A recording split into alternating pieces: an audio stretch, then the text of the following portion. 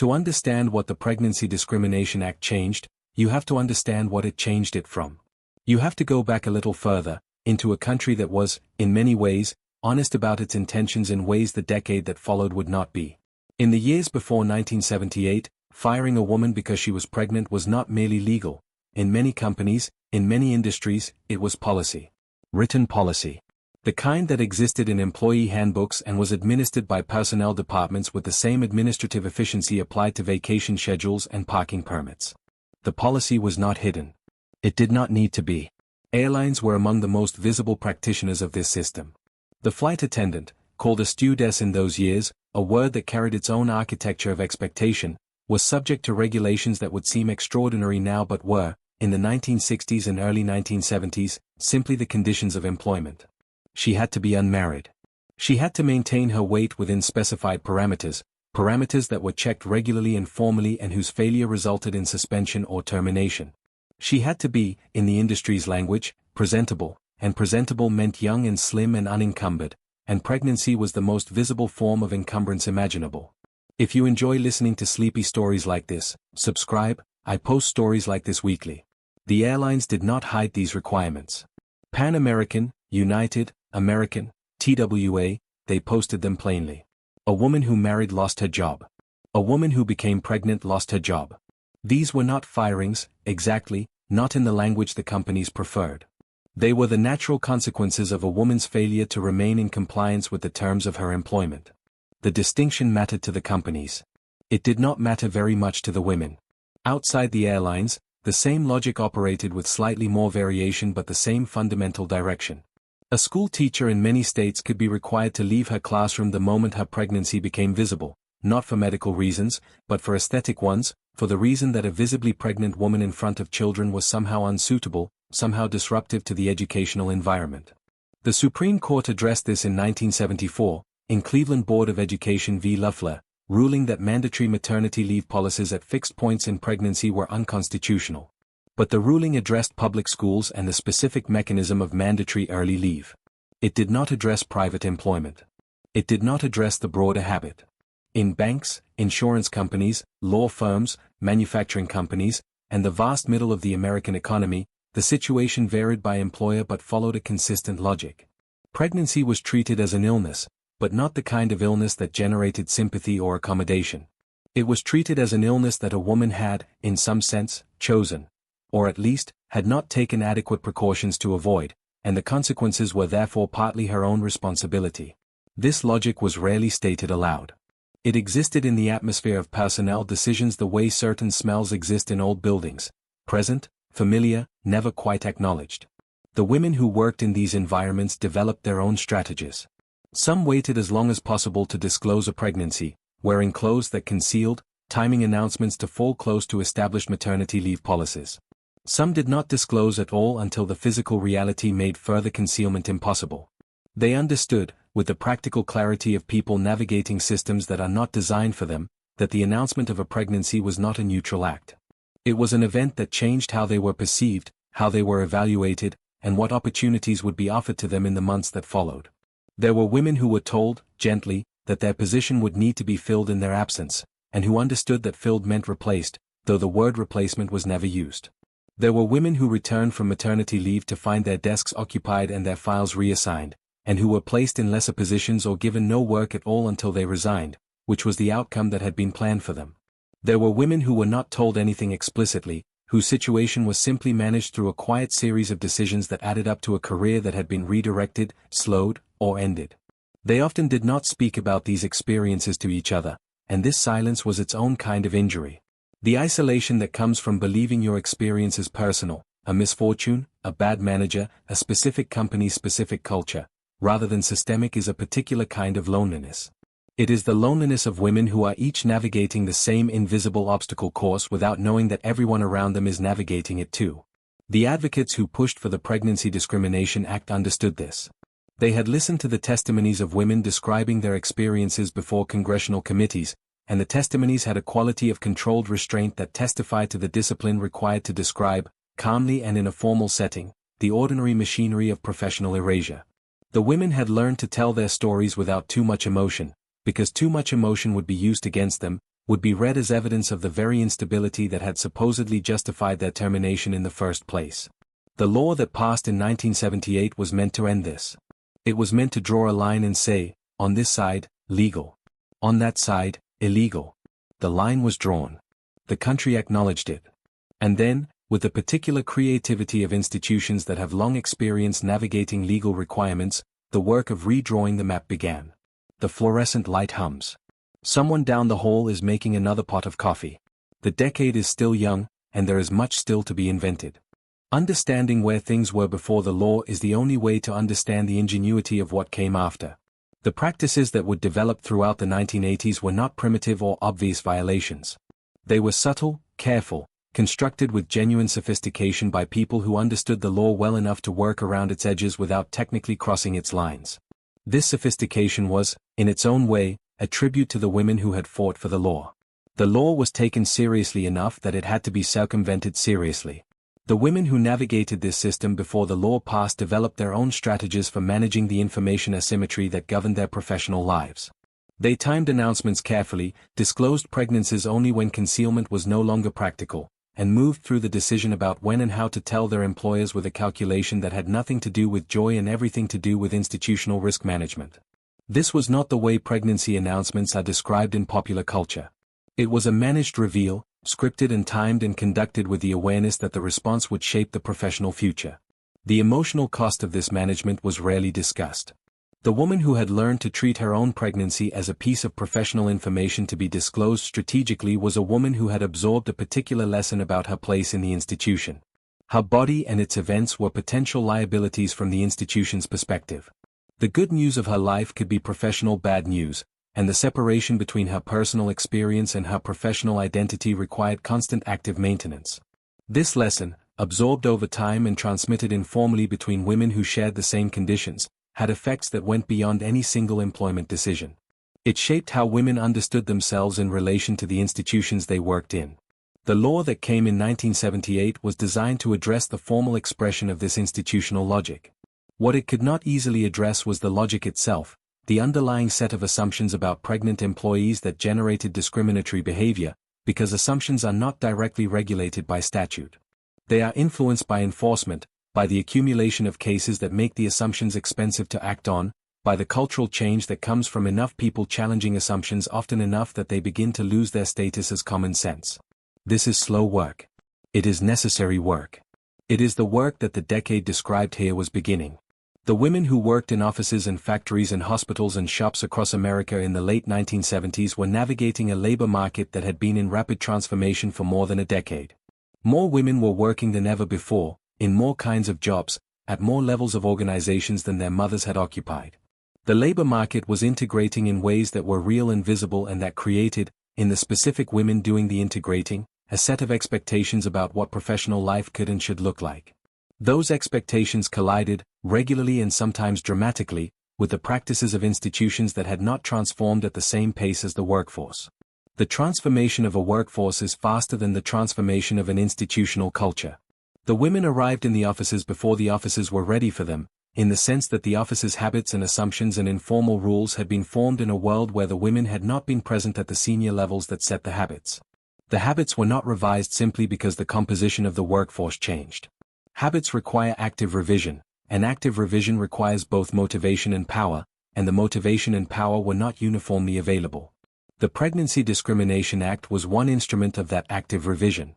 It was a legal mandate that required institutions to update their formal practices, that imposed a cost on the failure to update, and that provided the women who experienced that failure with a formal mechanism for demanding accountability. It was imperfect and it was contested and it was enforced with varying degrees of vigor and it left much unaddressed.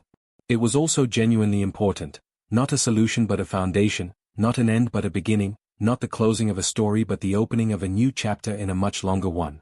The world before 1978 was blunt. The world after 1978 was clever. The outcome for many women was not always different, but the mechanism was transformed, and the transformation tells its own story about how institutions respond to legal constraints, not by changing their fundamental preferences, but by developing new languages and new systems and new architectures of plausible deniability. The decade is just beginning. The coffee is fresh. The story of what happened next is long and careful and worth telling slowly, in the particular quiet of an evening when there is nothing else pressing, no urgency, just the steady unfolding of a history that happened in ordinary rooms to ordinary people who had done nothing wrong except exist in a body that became inconvenient to the plans of others. Rest here for a moment. The world is still.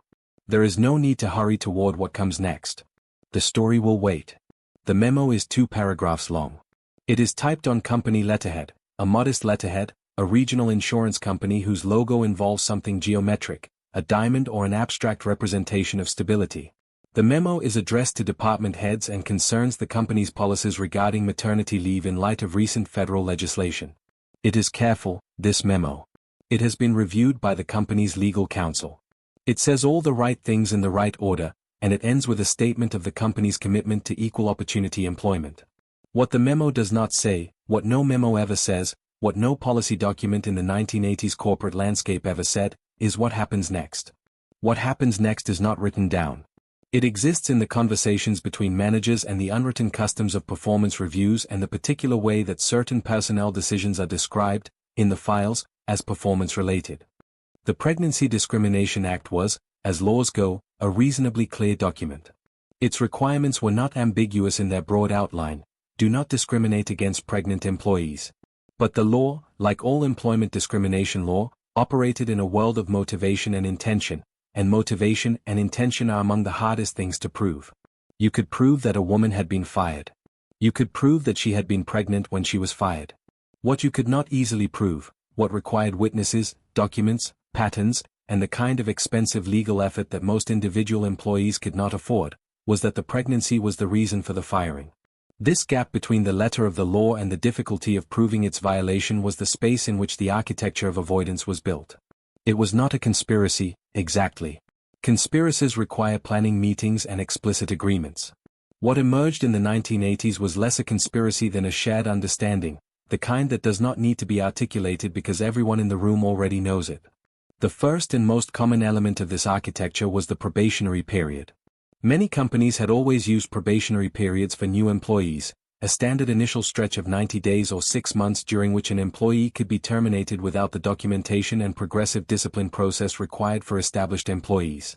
In the years after the Pregnancy Discrimination Act, this period became, in some companies, a tool of remarkable flexibility. A woman hired in January who disclosed her pregnancy in March, during her 3-month probationary period, might find that her employment ended in April. The reason given would be performance. The performance evaluation would be produced, and it would note certain deficiencies, a difficulty meeting deadlines, perhaps, or a communication style that had created concerns, or a question about her fit with the team's culture. The deficiencies would be real in the sense that they were written down, by someone, in a document with a date on it. Whether they had existed before the pregnancy disclosure was a question that would never be formally investigated. You are in an HR office. It is a small office, as HR offices tend to be, furnished with the functional indifference of a space that is not meant to impress. There is a desk with papers arranged in neat stacks, a row of filing cabinets along one wall, a window that looks onto a parking lot. The woman sitting across from you is explaining your options. Her voice is professional and kind. She has done this before. She speaks about the company's commitment to its employees and the importance of finding the right fit and the availability of severance in recognition of your time with the organization. She does not say the word pregnancy. Neither do you. This was the experience of many women in the 1980s, not a scene of explicit hostility, not a manager's raised voice or a discriminatory statement that could be recorded and produced as evidence, but a quiet, procedural conversation in which nothing illegal was said and everything illegal was understood. The architecture of avoidance was built out of careful language, restructuring, elimination of the position, performance improvement plan, difficult fit, budget constraints that require difficult decisions. Budget constraints were particularly versatile. The 1980s offered a landscape of economic turbulence, the deep recession of 1981 and 1982, the restructuring of American industry, the rise of new management philosophies that emphasized efficiency and lean operations. A company eliminating a position held by a pregnant employee could point to genuine financial pressures, genuine organizational changes, genuine business logic. The fact that the position was subsequently recreated and filled, sometimes within months, by someone who was not pregnant was a separate matter, one that required someone to notice and someone to connect the dots and someone with the resources to take action. The documentation requirements that the law imposed on discrimination, the need to show a pattern of treatment, the burden of proof, meant that isolated incidents were almost impossible to address.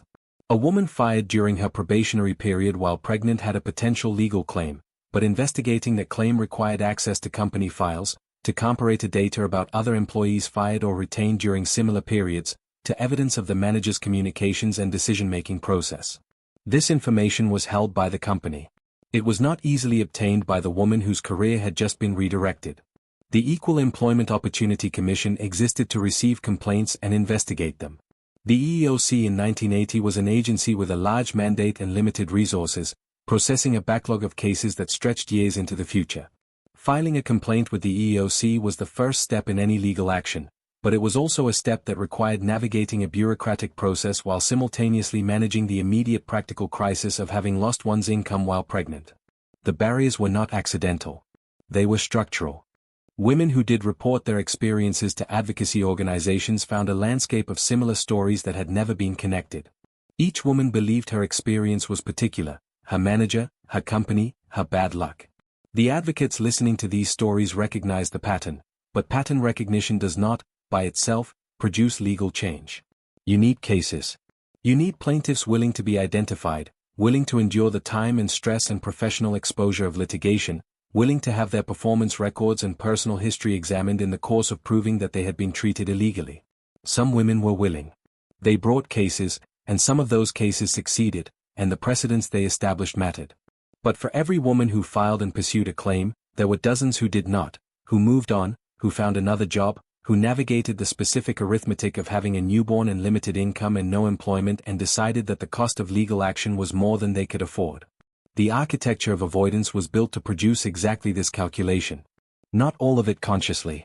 Some of it was simply the way that institutions manage legal risk, with careful documentation, with procedural compliance, with language that is always technically accurate.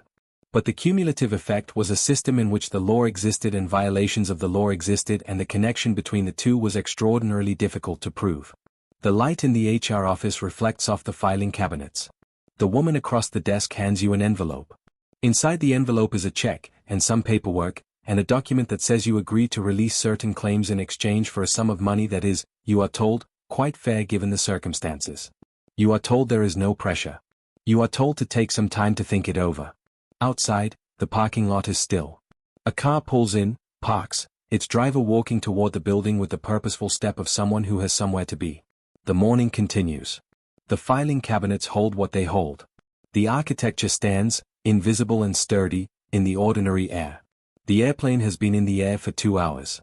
You are sitting in a seat toward the back of the cabin, and the seat is narrower than you remembered, narrower than it seems it should be for something designed for adult human bodies, but you have settled into it the way you settle into all unavoidable discomforts, with small adjustments, with acceptance, with the practiced patience of travel. Outside the window, there are clouds, and below the clouds, distantly, the brown and green geometry of the American Midwest. The flight attendant passes your row with a practiced efficiency that looks, if you watch it carefully, like a particular kind of skilled labor. She knows the aisle's dimensions with her body, not her mind. She knows how to move through the space quickly and quietly without disturbing the passengers who are sleeping, without missing the passengers who are not. She has done this thousands of times. The skill is invisible, as most skilled labor eventually becomes invisible, absorbed into the landscape of the ordinary. In the 1980s, the women who held this job carried with them a history that their passengers rarely knew about. The flight attendant profession had been, for much of its existence, one of the most explicitly regulated female professions in the American economy. The regulations had been challenged, some of them struck down, others modified. But the underlying logic, that the flight attendant's body was a legitimate subject of employer management, had not entirely disappeared. It had transformed. The airlines had been among the earliest and most visible battlegrounds for flight attendants' rights. The stewardess unions, particularly the Association of Flight Attendants, which represented workers at United Airlines, and the Independent Union of Flight Attendants at Pan Am, had fought for years against policies that required women to leave their jobs upon marriage or pregnancy, that enforced strict weight limits with regular weigh-ins, that set mandatory retirement ages that applied to women but not to men in comparable positions. By the time the Pregnancy Discrimination Act passed in 1978, some of these battles had been won. The marriage restrictions were largely gone, struck down through litigation and negotiation. The retirement age disparities had been challenged. But the pregnancy policies were more complex, more recently contested, and the industry was not uniformly ready to accept federal oversight of a practice it had long considered a matter of operational necessity. The operational necessity argument had a particular logic in the airline industry. Flight attendants had to be able to perform safety functions, evacuating aircraft, managing emergency procedures, moving quickly through confined spaces. Pregnancy, the argument went, might eventually compromise these functions. There was, embedded in this argument, a kernel of genuine medical consideration, and that kernel made the argument harder to dismiss than the purely aesthetic concerns that had governed the earlier restrictions. The problem was that the argument was applied universally and inflexibly, without the individual assessment that medical reasoning would seem to require.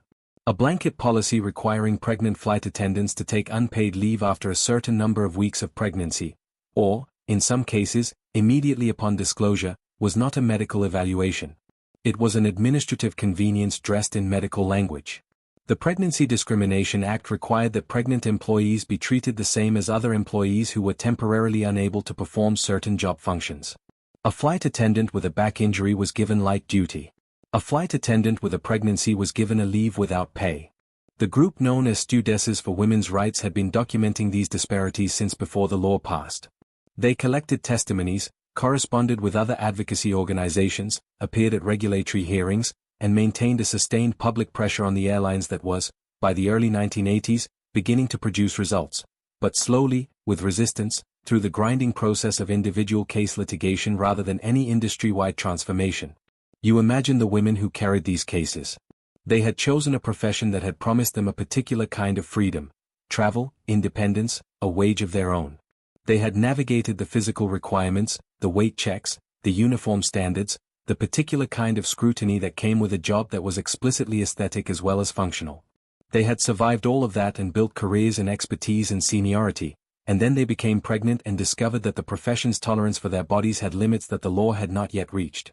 The negotiated settlements that emerged in the airline industry during the 1980s varied significantly by carrier.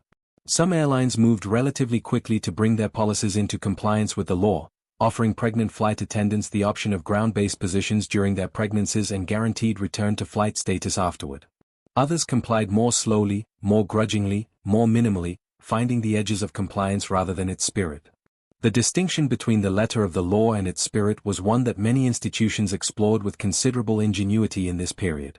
A policy that technically allowed pregnant employees to remain employed while offering only the most unfavorable options, unpaid leave without benefits continuation, reassignment to positions far below their qualifications, treatment that made the choice to remain feel less like accommodation and more like punishment, could claim legal compliance while achieving much the same practical result as outright termination. Some women took the leave. They could not afford to fight. They had mortgages and existing children and the practical reality that litigation takes years and pregnancy takes 9 months and the two timelines do not coincide in ways that are useful. They took the leave and hoped the job would be there when they returned and often found, on return, that the seniority calculations had shifted or the schedule was less favorable or the crew base was different and nothing was technically wrong but everything felt different, the way a room feels different when the furniture has been moved slightly and no one has told you. Others fought. They filed with the EEOC and waited in the queue and eventually, when cases were investigated and findings issued, they sometimes won. The wins were real and they mattered and they changed practices at specific airlines for specific periods. But the system required that each woman fight her own version of the same fight, and the fighting was exhausting, and the exhaustion was, in some ways, the point. The cabin is quiet now. Most of the passengers are sleeping or reading or staring at the window with the particular emptiness of people in transit, between places, temporarily without location. The flight attendant moves through the aisle again, collecting cups, moving with the efficiency of someone who has learned to work in confined spaces without apology. Her hands are certain. Her face gives nothing away. Below the clouds, the country continues. The decade continues. There are many more stories where this one came from, stories in industries whose regulations were less visible and whose practices were less documented and whose women fought their battles in smaller rooms with fewer witnesses. The airlines were the visible part of something larger. They were where the cameras were pointed. The rest of the story happened in offices and factories and hospitals and shops, in the ordinary places where most people spend most of their working lives, largely unobserved. The clouds thicken. The light in the cabin dims slightly, the automatic adjustment that aircraft make when the sky outside changes. The quiet deepens. There is still a long way to go. The performance review form has been standardized across all departments. There are categories: punctuality, communication, quality of work, relationship with team, potential for advancement, and each category has a 5-point scale, and the instructions say to use the full range of the scale and not to cluster all ratings in the middle out of a desire to avoid conflict, though this instruction is widely ignored. You have been employed at this company for 2.5 years. In your first annual review, your manager rated you highly across all categories, with particular note made of your initiative and your ability to manage multiple projects simultaneously. In your second annual review, your ratings were equally strong, and there was discussion of a promotion that would come when a particular position opened up, which it was expected to do within the year. You disclosed your pregnancy 3 weeks ago. The conversation with your manager was brief and professional. He said the right things: "Congratulations, let us know what you need, we will work with you on leave arrangements." He said these things in the same tone he might use to discuss a slight change in the parking policy. When you left the office, you noticed that he did not look up from his desk. Your third annual review is scheduled for next month. You do not know yet what it will say. But there is something in the atmosphere of the office, a quality of slight adjustment, a recalibration of how people speak to you about your work and your projects, that you are learning to read the way people learn to read weather, not with certainty but with the attention that comes from paying close enough and long enough. The performance review was one of the most significant mechanisms through which pregnancy discrimination operated in the 1980s corporate landscape. The form itself was neutral. The rating scale was neutral. The language of evaluation, meets expectations, exceeds expectations, needs improvement, was neutral. But neutrality is always operated by people, and people are not neutral, and the operation of a neutral tool by non-neutral people produces non-neutral outcomes. What advocates and later researchers documented was a pattern. Women who disclosed pregnancies during the calendar year of a performance review tended to receive lower ratings than in previous years. Not always.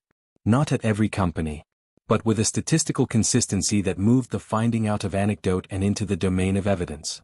The ratings were often not dramatically lower, not a 5 drop to a 1, which would be obvious, but a 4 drop to a 3, a strong performer reclassified as merely satisfactory. Over time, this reclassification had consequences. It affected bonus eligibility, promotional consideration, and, crucially, the documentation available to justify a later termination. The documentation trail was its own system. Employment lawyers who worked on these cases in the 1980s described a recurring pattern. A woman would be fired and the company would produce a file of documentation demonstrating performance issues stretching back months. The documentation existed. It had dates on it. It had been placed in the file by real managers at real times. And yet it would not have existed had the pregnancy not occurred. The performance issues described in the documentation were real in the limited sense that they were written down, but they described a world in which behaviors that had previously been unremarkable, arriving 5 minutes late occasionally, missing a deadline by a day, asking for clarification on an assignment, were suddenly notable enough to document. This is a phenomenon that behavioral psychologists later gave names to: motivated cognition, confirmation bias, the way that a shift in our underlying assessment of a person changes which of their behaviors we notice and record. Once a manager had decided, at some level of consciousness or below it, that a pregnant employee was going to be a problem, a disruption, a liability, a source of complications for the team's productivity, that manager's perception of the employee's performance changed. Not dramatically. Not obviously. But enough. The woman sitting across the desk from her manager during a performance review conversation in 1983 could not, generally, see this process happening. She could see the form. She could see the numbers. She could hear the careful language about growth areas and opportunities for development. She could feel the slight shift in temperature in the room, the micro adjustments in how the conversation was being conducted, but she could not produce that feeling as evidence. Feelings are not evidence. Performance reviews, however generated, are evidence. Some women who experienced this process described the disorientation of it, the sense that they were being asked to accept a description of themselves that contradicted their own experience of their work. They had not changed. The quality of their work had not changed. Their dedication, their knowledge, their relationships with colleagues had not changed. What had changed was how these things were being observed and recorded, and there was no forum in which to say, "I believe this evaluation was shaped by the fact of my pregnancy, and I want that acknowledged." Raising such a concern was itself risky.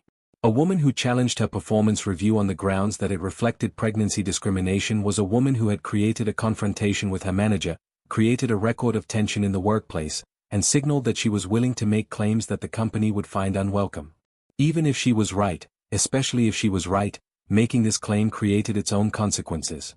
She became, in the language that would be applied to her file, a difficult employee. The file was still there. The language was still there. The manager's perception had not improved. The women who navigated this period developed, over time, a set of practical strategies. Keep records, not mental records, not memory, but paper. Write down what was said in meetings. Note the dates of conversations. Keep copies of emails and memos. Save every positive performance document and every communication from clients or colleagues that reflected well on your work. Build, in parallel to the official company file, your own file. This advice was passed from woman to woman through the informal networks that exist in every workplace, the lunch conversations and the quick exchanges by the coffee machine and the friendships that form between women navigating the same systems. It was advice born from experience, from the understanding that the record would be used against you and that your only defense was your own record, kept with the patience and thoroughness of someone who does not yet need it but understands that one day she might. The review form on the desk has been filled out. The numbers are what they are. The manager is reviewing the summary with you, and his voice is kind and his words are careful and nothing he says is explicitly wrong. You have your own file at home, in a folder in your desk drawer. You have been keeping it for 3 months. You do not know yet whether you will need it. You hope you will not need it. You keep it anyway. Outside the window of the review room, the parking lot is full. It is midday and the sun is direct and the cars are warm. A woman you know from accounting is walking across the lot toward the building, her lunch bag in her hand, not looking up. The ordinary world continues at its ordinary pace. The form is signed. The meeting is ending. You gather your things and stand up and thank your manager for his time. The hallway is quiet. The fluorescent light hums. Your footsteps are the only sound. The word restructuring entered the American corporate vocabulary in the early 1980s with the energy of something that had been waiting for exactly the right moment. The economy provided that moment. The recession of 1981 and 1982 was the deepest economic contraction the United States had experienced since the Great Depression, and it produced a language of reorganization and efficiency in difficult but necessary decisions that became, in the decade's management culture, almost a grammar of its own. Companies restructured. They downsized. They eliminated redundancies. They became lean. They right-sized, a word that appeared with a straight face in corporate communications and that described, with the careful indirection of HR-inflected English, the process of making a company smaller by making its workforce smaller. The language was neutral in the way that all bureaucratic language aspires toward neutrality, bloodless, administrative, concerned with processes rather than people, treating the human consequences of large organizational decisions as an unfortunate but inevitable byproduct, like exhaust from an engine. In this landscape, the elimination of a pregnant employee's position had available to it a vocabulary that the pre-recession era had not offered in such abundance. The position was eliminated for budgetary reasons. The team was restructured to reflect new operational priorities. The role no longer aligned with the company's strategic direction. None of these statements were, in themselves, lies. Companies genuinely were eliminating positions. Teams genuinely were being restructured. Strategic directions genuinely were being reconsidered. The question was always why this position, this person, this particular role that had existed productively until the day its occupant disclosed a pregnancy. The answer to that question was rarely available from the outside. It required the inside view, the emails between managers, the conversations in offices with the doors closed, the calculations about who would be expensive to accommodate and who had the most straightforward replacement cost. This information was not public. It was not discoverable except through litigation, and litigation was expensive and slow and required that someone be willing to be a plaintiff, which required that someone be willing to have their professional life examined and their performance history reviewed and their personal choices subjected to the scrutiny of opposing counsel. You are in a conference room. The table is large and the chairs are the kind with wheels that swivel, and someone has left a styrofoam cup at the far end that someone else has been meaning to throw away for 2 days. There are 3 people across the table from you. One of them is from human resources. One of them is your direct manager. One of them is a person you have not met before who has been introduced as being from the legal department, though they have not explained why legal is involved in what you were told was a restructuring conversation. The conversation is conducted with the professionalism of people who have prepared for it. The terms are clear. The severance is described in detail, a number of weeks, benefits continuation for a specified period, the return of any company property, a reference letter that will be, you are told, entirely positive. The legal person slides a document across the table. The document is a release. Signing it will end the conversation and provide you with the financial support that you are, the HR person acknowledges, going to need in the coming months. They do not say, we are offering you money to give up your right to sue us for firing you because you are pregnant. They do not need to say this. You understand it, and they understand that you understand it, and the conversation continues in the polite fiction that what is happening is a routine restructuring with regrettable human consequences, the kind that happens every day in every industry, nothing personal, nothing discriminatory, just the difficult arithmetic of organizational change. The release agreement, sometimes called a severance agreement, sometimes a separation agreement, sometimes a general release of claims, was a standard instrument in the employment law landscape of the 1980s. It was not invented to handle pregnancy discrimination cases. It existed across the full spectrum of employment separations, voluntary and involuntary. But its use in the specific context of terminating pregnant employees created a particular dynamic that advocates found troubling. A woman who signed a release in exchange for severance gave up her right to file a discrimination claim. This was legally permissible. Courts had generally upheld the enforceability of such agreements when certain conditions were met, including that the agreement was signed voluntarily and that adequate consideration was provided. The question of what constituted adequate consideration for giving up a legal right was one that courts would examine on a case-by-case basis, but for a woman facing imminent delivery, the practical reality of needing income immediately made the calculation less abstract. The releases also typically included confidentiality provisions. A woman who accepted severance could not discuss the terms of her separation, which meant she could not share her experience with colleagues who might be facing similar situations, could not contribute her story to the growing body of documentation that advocacy organizations were trying to assemble, could not, in any formal sense, add her experience to the record. She was, in the language of her release, free to pursue other opportunities. The women who did not sign the releases, who refused the severance and chose instead to pursue their legal rights, entered a different kind of landscape, one that was not without hope but that was rarely comfortable. The EEOC backlog in the early 1980s was substantial. Cases could take years from filing to resolution. During those years, a woman was building a life around a legal proceeding that might or might not succeed, that required her to remain formally engaged with a process that revisited her professional humiliation in periodic increments. Some of these women found their cases resolved through mediation, through negotiated settlements that provided more than the initial severance offer but still included confidentiality. Some pursued litigation to conclusion and won. Some won and then watched the company appeal and waited longer. Some cases were resolved in ways that established useful precedent but provided the individual plaintiff with outcomes that, measured against the years and stress expended, were less than straightforwardly satisfying. The legal advocates who worked on these cases spoke about their clients with a particular kind of respect, for the persistence required, for the willingness to remain engaged with a process that was, by design, slow and difficult. These were women who had been told, in various ways and with various degrees of explicitness, that their inconvenient pregnancy was their professional problem to manage. They refused to accept this, and their refusal cost them time and comfort and money, and their refusal mattered. Each case that was won made the next case slightly easier. Each finding that a company had violated the Pregnancy Discrimination Act added to the body of law and precedent that made future violations more expensive to commit. The change was not fast. It was not complete. But it moved, incrementally, in the direction of accountability, the way that all legal change moves, through the accumulation of individual cases brought by individual people who chose, at considerable personal cost, to make the claim. The conference room is quieting. The legal document sits on the table, waiting. The three people across from you are patient. They have the patience of people who have done this before and know how it tends to end.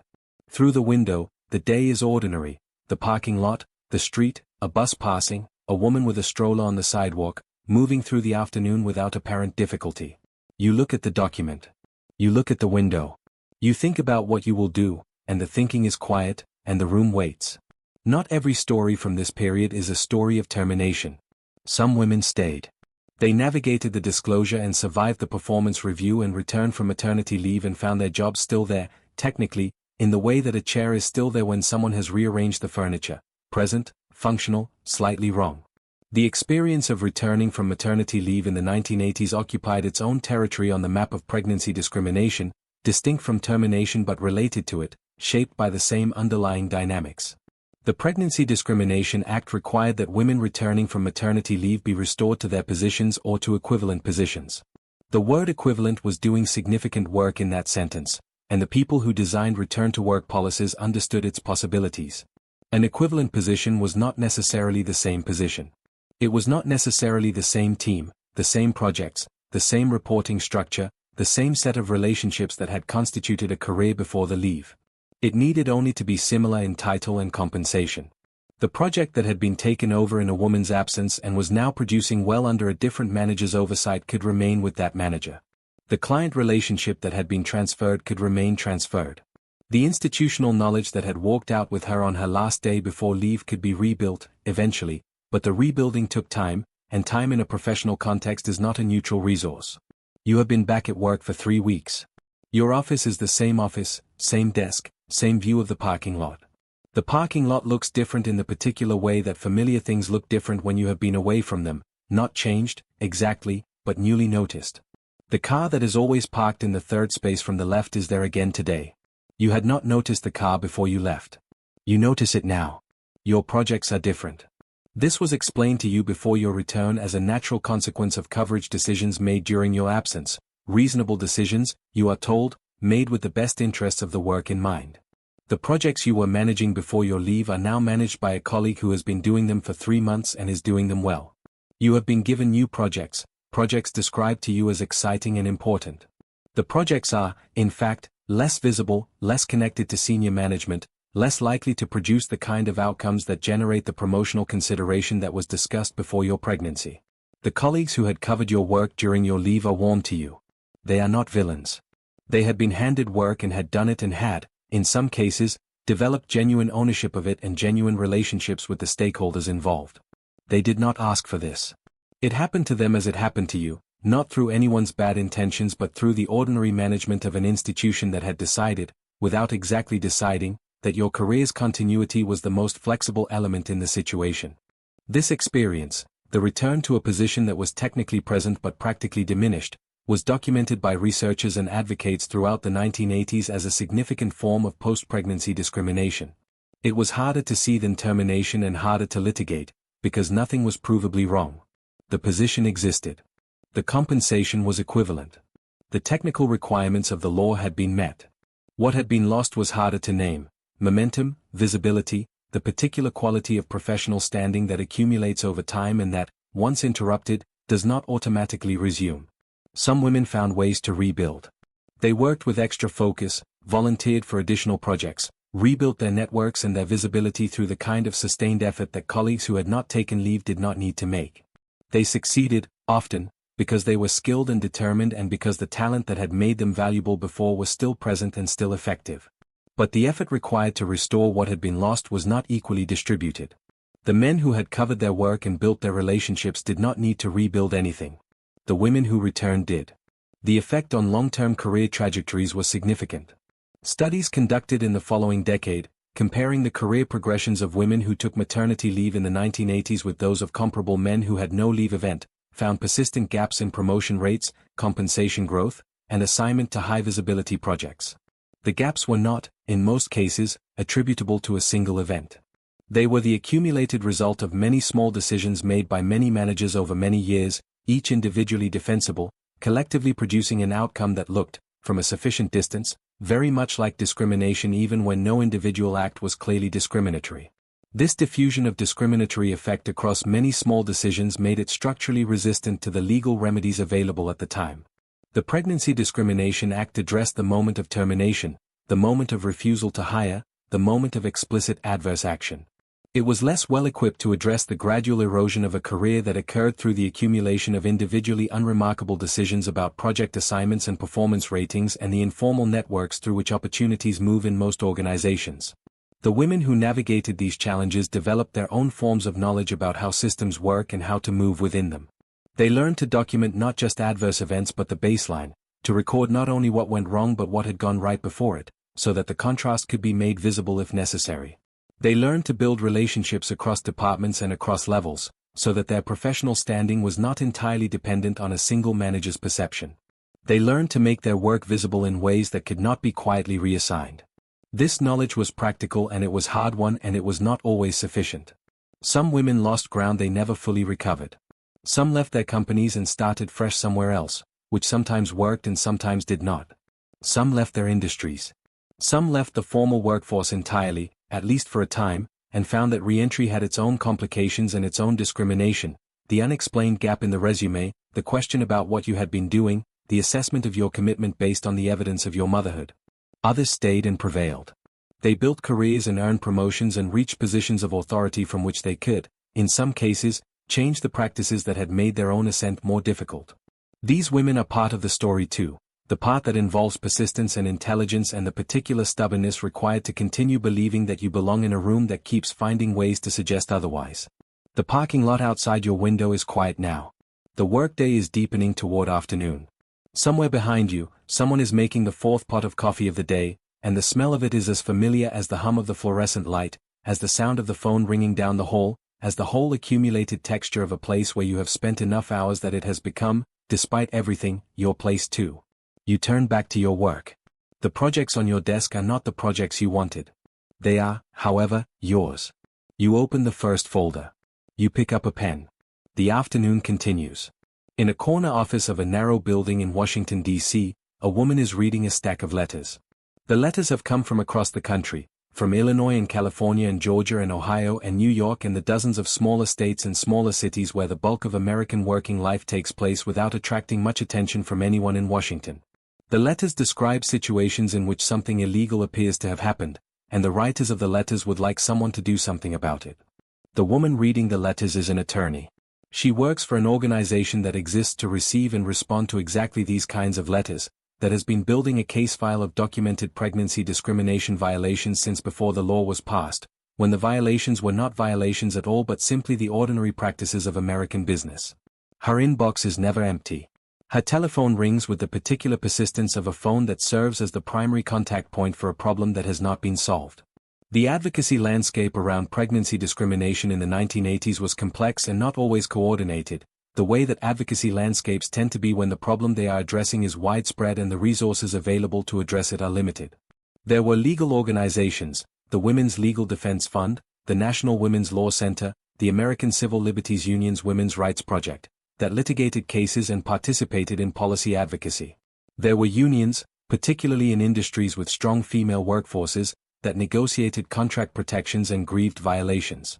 There were local organizations in cities and states, connected in some cases to national networks and in other cases operating entirely independently, collecting stories and providing referrals and offering the particular service of simply listening to what had happened and confirming that it was wrong. The Equal Employment Opportunity Commission occupied a specific and important place in this landscape. The EEOC was the federal agency responsible for enforcing Title VII and, by extension, the Pregnancy Discrimination Act. Filing a complaint with the EEOC was a prerequisite for bringing a Title VII lawsuit in federal court. This meant that the EEOC was, in practice, the gateway through which most pregnancy discrimination cases had to pass. The EEOC in the early 1980s was an agency under significant political pressure. The Reagan administration took office in 1981 with an approach to employment discrimination enforcement that was, to put it plainly, less aggressive than what had come before. The agency's budget was a subject of ongoing congressional debate. Its leadership was in transition. The backlog of cases grew, and the growing backlog was itself a form of policy, not necessarily intended as such, but experienced, by the women waiting for their cases to be investigated, as a statement about priority. Clarence Thomas was appointed EEOC chair in 1982. His tenure was marked by a complex record on pregnancy discrimination enforcement, aggressive in some respects, constrained in others by the administrative realities of running an underfunded agency with a growing caseload. Advocates who worked with the agency during this period describe an institution doing difficult work with insufficient resources, making triage decisions about which cases to pursue and which to allow to age in the queue, operating in a political environment that was not uniformly supportive of vigorous enforcement. For the women whose complaints sat in the queue, the wait was not abstract. It was the months after termination when income was needed and not present. It was the return from maternity leave to a diminished position. It was the period during which the company they had worked for was continuing to operate, continuing to make personnel decisions, continuing to potentially affect other women in the same ways they had been affected, while the formal response to their complaint moved through its administrative stages. The advocates who worked alongside these women developed a characteristic approach to their clients that combined legal strategy with practical support. The legal strategy addressed the case, the documentation, the precedents, the legal theory that would or would not make a viable claim. The practical support addressed the person, the immediate financial situation, the practical questions about benefits and references and re-employment, the emotional reality of having been treated as disposable by an institution to which you had contributed years of real effort. This dual focus, on the case and on the person behind the case, reflected an understanding that the two were not separable. A plaintiff who is financially desperate makes legal decisions based on that desperation. A plaintiff who is emotionally isolated, who has been told in various ways that her experience is not legitimate, is less able to sustain the long engagement that litigation requires. Supporting the person was also supporting the case, and the case was also always a person. The legal victories that accumulated through the 1980s and into the 1990s were built on this foundation: the patience and persistence of advocates, the willingness of individual women to serve as plaintiffs, and the gradual construction of a body of case law that made pregnancy discrimination increasingly difficult to conduct without consequence. Each successful case added something: a new factual pattern that courts had ruled on, a new form of conduct that had been found unlawful, a new piece of guidance that employers could not claim ignorance of.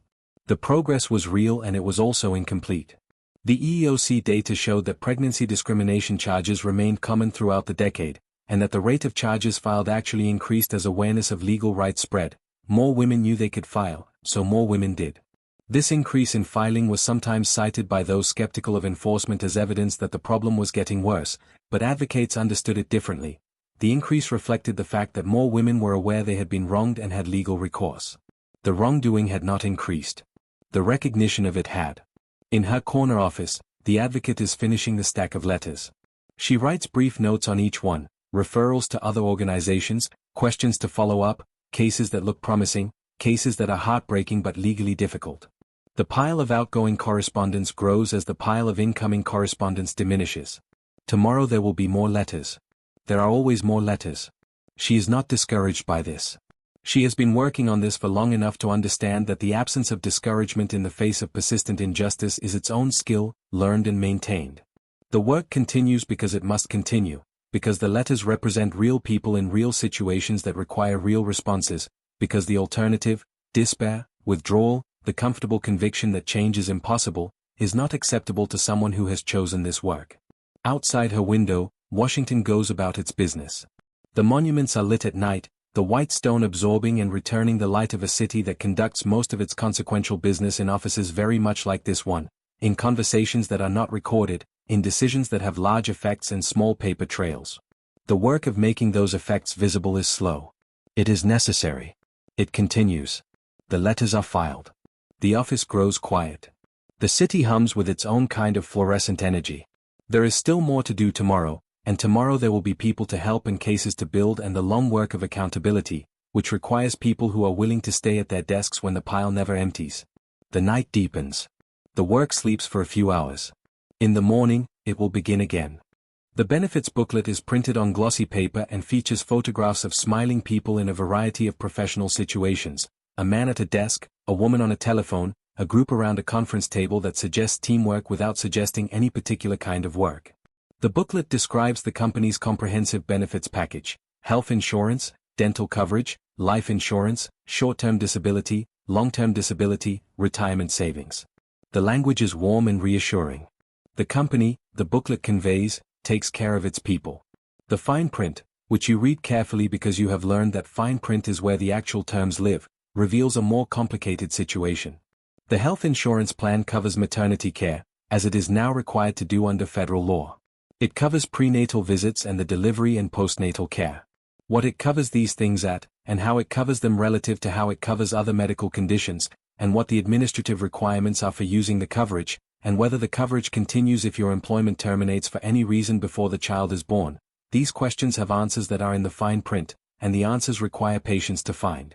The Pregnancy Discrimination Act required that employers who provided disability benefits or sick leave provide them equally for pregnancy-related conditions.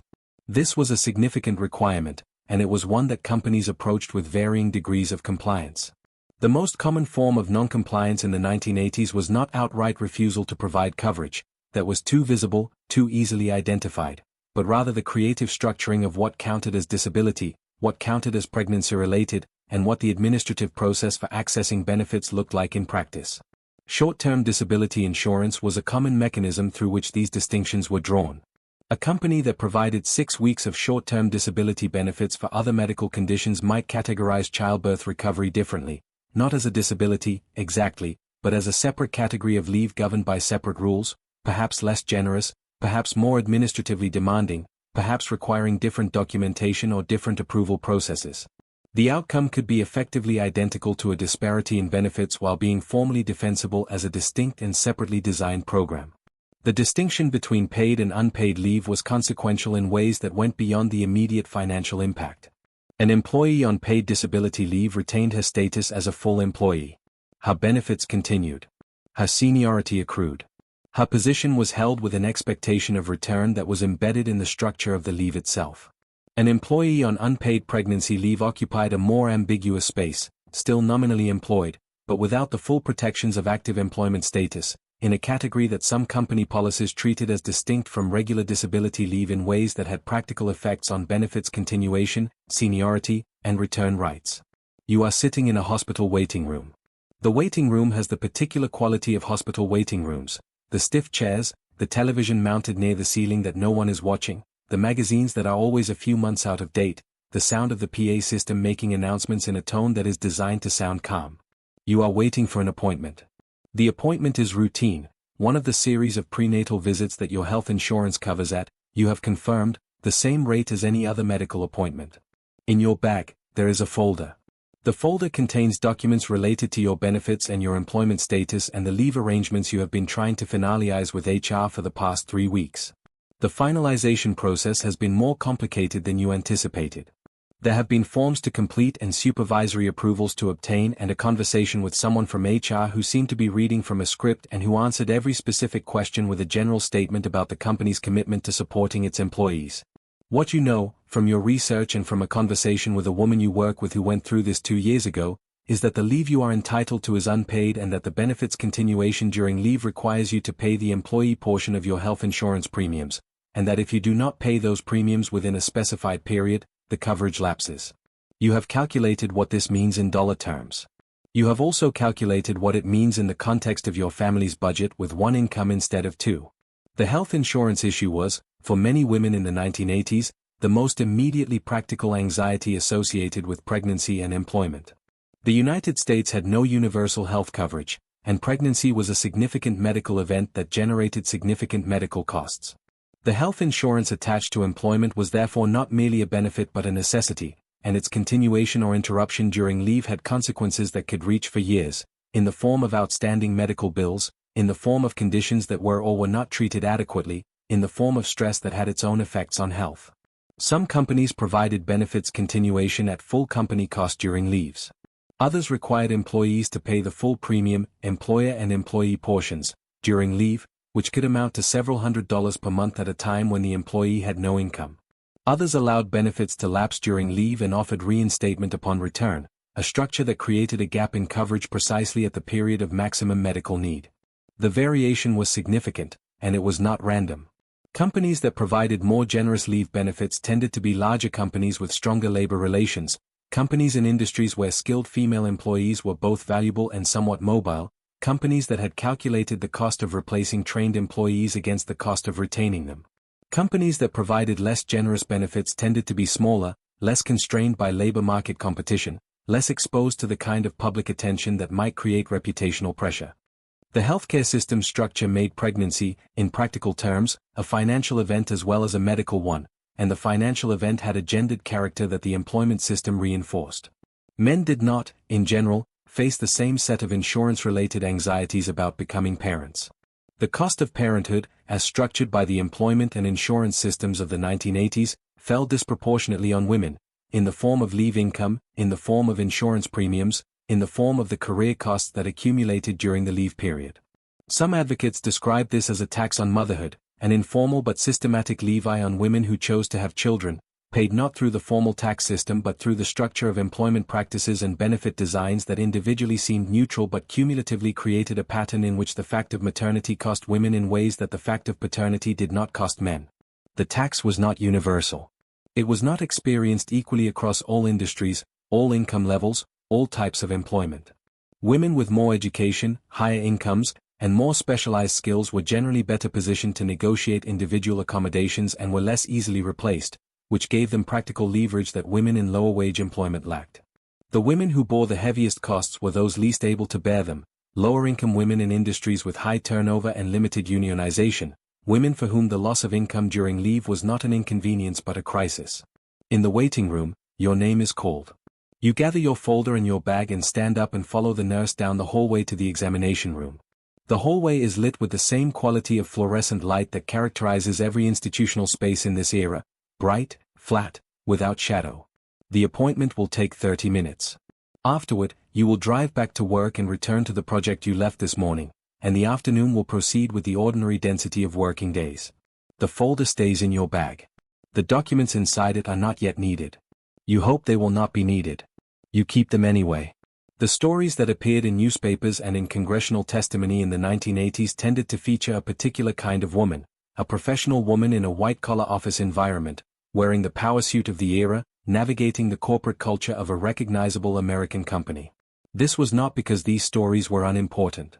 They were important, and the women who brought them forward were brave to do so, and the cases that resulted from their actions changed law and practice in real ways.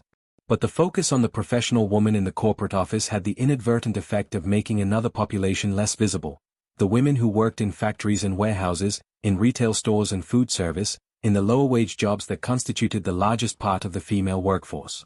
These women faced the same forms of discrimination, and often in more immediate and more physically demanding contexts, and they had less access to the advocacy networks and legal resources that were beginning, slowly, to serve the professional workforce. The factory floor had its own dynamics. In manufacturing environments, the question of pregnancy was often framed as a safety concern, and sometimes it was genuinely a safety concern. Chemical exposures, physical demands, machinery hazards, these were real considerations, and some of them required genuine accommodation that the Pregnancy Discrimination Act authorized. An employer could legitimately restrict a pregnant employee from work that posed a genuine risk to her health or that of her pregnancy, provided that other employees who were temporarily medically restricted received comparable accommodation. The word provided was doing significant work in that analysis. The comparable accommodation requirement meant that a company could not treat pregnancy as a uniquely disqualifying condition while accommodating other temporary medical restrictions with light duty or reassignment. If a male employee with a back injury was given lighter work while he recovered, a pregnant employee who could not safely perform heavy lifting had to be offered the same consideration. Many factories did not offer this consideration. The light duty positions were limited, or were not traditionally offered to women, or were described as unavailable for reasons that shifted when the question was pressed. Some factories simply removed pregnant women from the floor as soon as the pregnancy became apparent, not with any explanation that acknowledged the reason, but through the orchestration of circumstances that made continued employment impractical. Schedule changes that created conflicts. Assignment changes that removed the accommodatable elements of a job. Sudden enforcement of rules that had been informally ignored. You are on the floor of a production facility. The noise here is constant: machinery in operation, the percussion of manufacturing process, the sound of industrial effort that has no patience for silence. The air smells of whatever is made here, a specific industrial smell that you have stopped noticing after years of working in it, the way you stop noticing the smell of your own home. The fluorescent lights here are brighter and higher than in an office, and they cast a flat white light over everything. The women you work with know you are pregnant. You told your supervisor 3 weeks ago because you needed to discuss a change in your assignment that would move you away from a chemical process that your doctor had advised against. The conversation with your supervisor was brief. He nodded. He said he would look into it. Since then, your schedule has changed twice, your assignment has been modified in ways that are not exactly what you requested, and a woman you did not know well has been trained on your primary process. The training of a replacement before a leave had even been requested was a pattern that workers and advocates noted repeatedly across factory environments. It could be described, and was often described, as contingency planning, prudent management, ensuring continuity. It was also the material preparation for a termination that had not yet been announced, a preparation that allowed the termination to proceed efficiently when it eventually did, and that made the replacement appear to be a necessary consequence of operational circumstances rather than the outcome of a discriminatory decision. Factory workers had access to union representation in some facilities, and where unions were strong, their presence made a practical difference. A unionized factory with a clear grievance procedure and an active shop steward was a different environment from one without, not because the underlying attitudes of management were necessarily different, but because the accountability mechanisms were different. A manager who knew that a discriminatory termination would be grieved and investigated and potentially arbitrated was a manager who had more reason to be careful. The union contracts of this era also typically included maternity leave provisions that went beyond the legal minimum, in facilities where unions had negotiated such provisions. Paid leave, benefits continuation, strong return rights, these were not standard, but they existed in some contracts and represented a form of protection that non-union workers lacked. The disparity between unionized and non-unionized workplaces in this period was significant and was not accidental. The unions had bargained for protections because the protections were needed and because the members with the greatest stake in those protections, women of childbearing age, were present and organized and willing to make their needs part of the negotiating agenda. In non-union factories, the situation varied widely by employer, by manager, by the informal culture of the specific facility. Some factory workers received genuine accommodation and returned from maternity leave to find their positions intact and their standing unchanged. Others experienced exactly the same pattern that office workers experienced, the quiet management of their situations toward an outcome that preserved the company's legal defensibility while achieving the practical result of their departure. The retail sector was another large category of women's employment that received less attention than it deserved. Retail work in the 1980s was predominantly female and predominantly low-wage, characterized by irregular schedules, part-time hours, and limited benefits.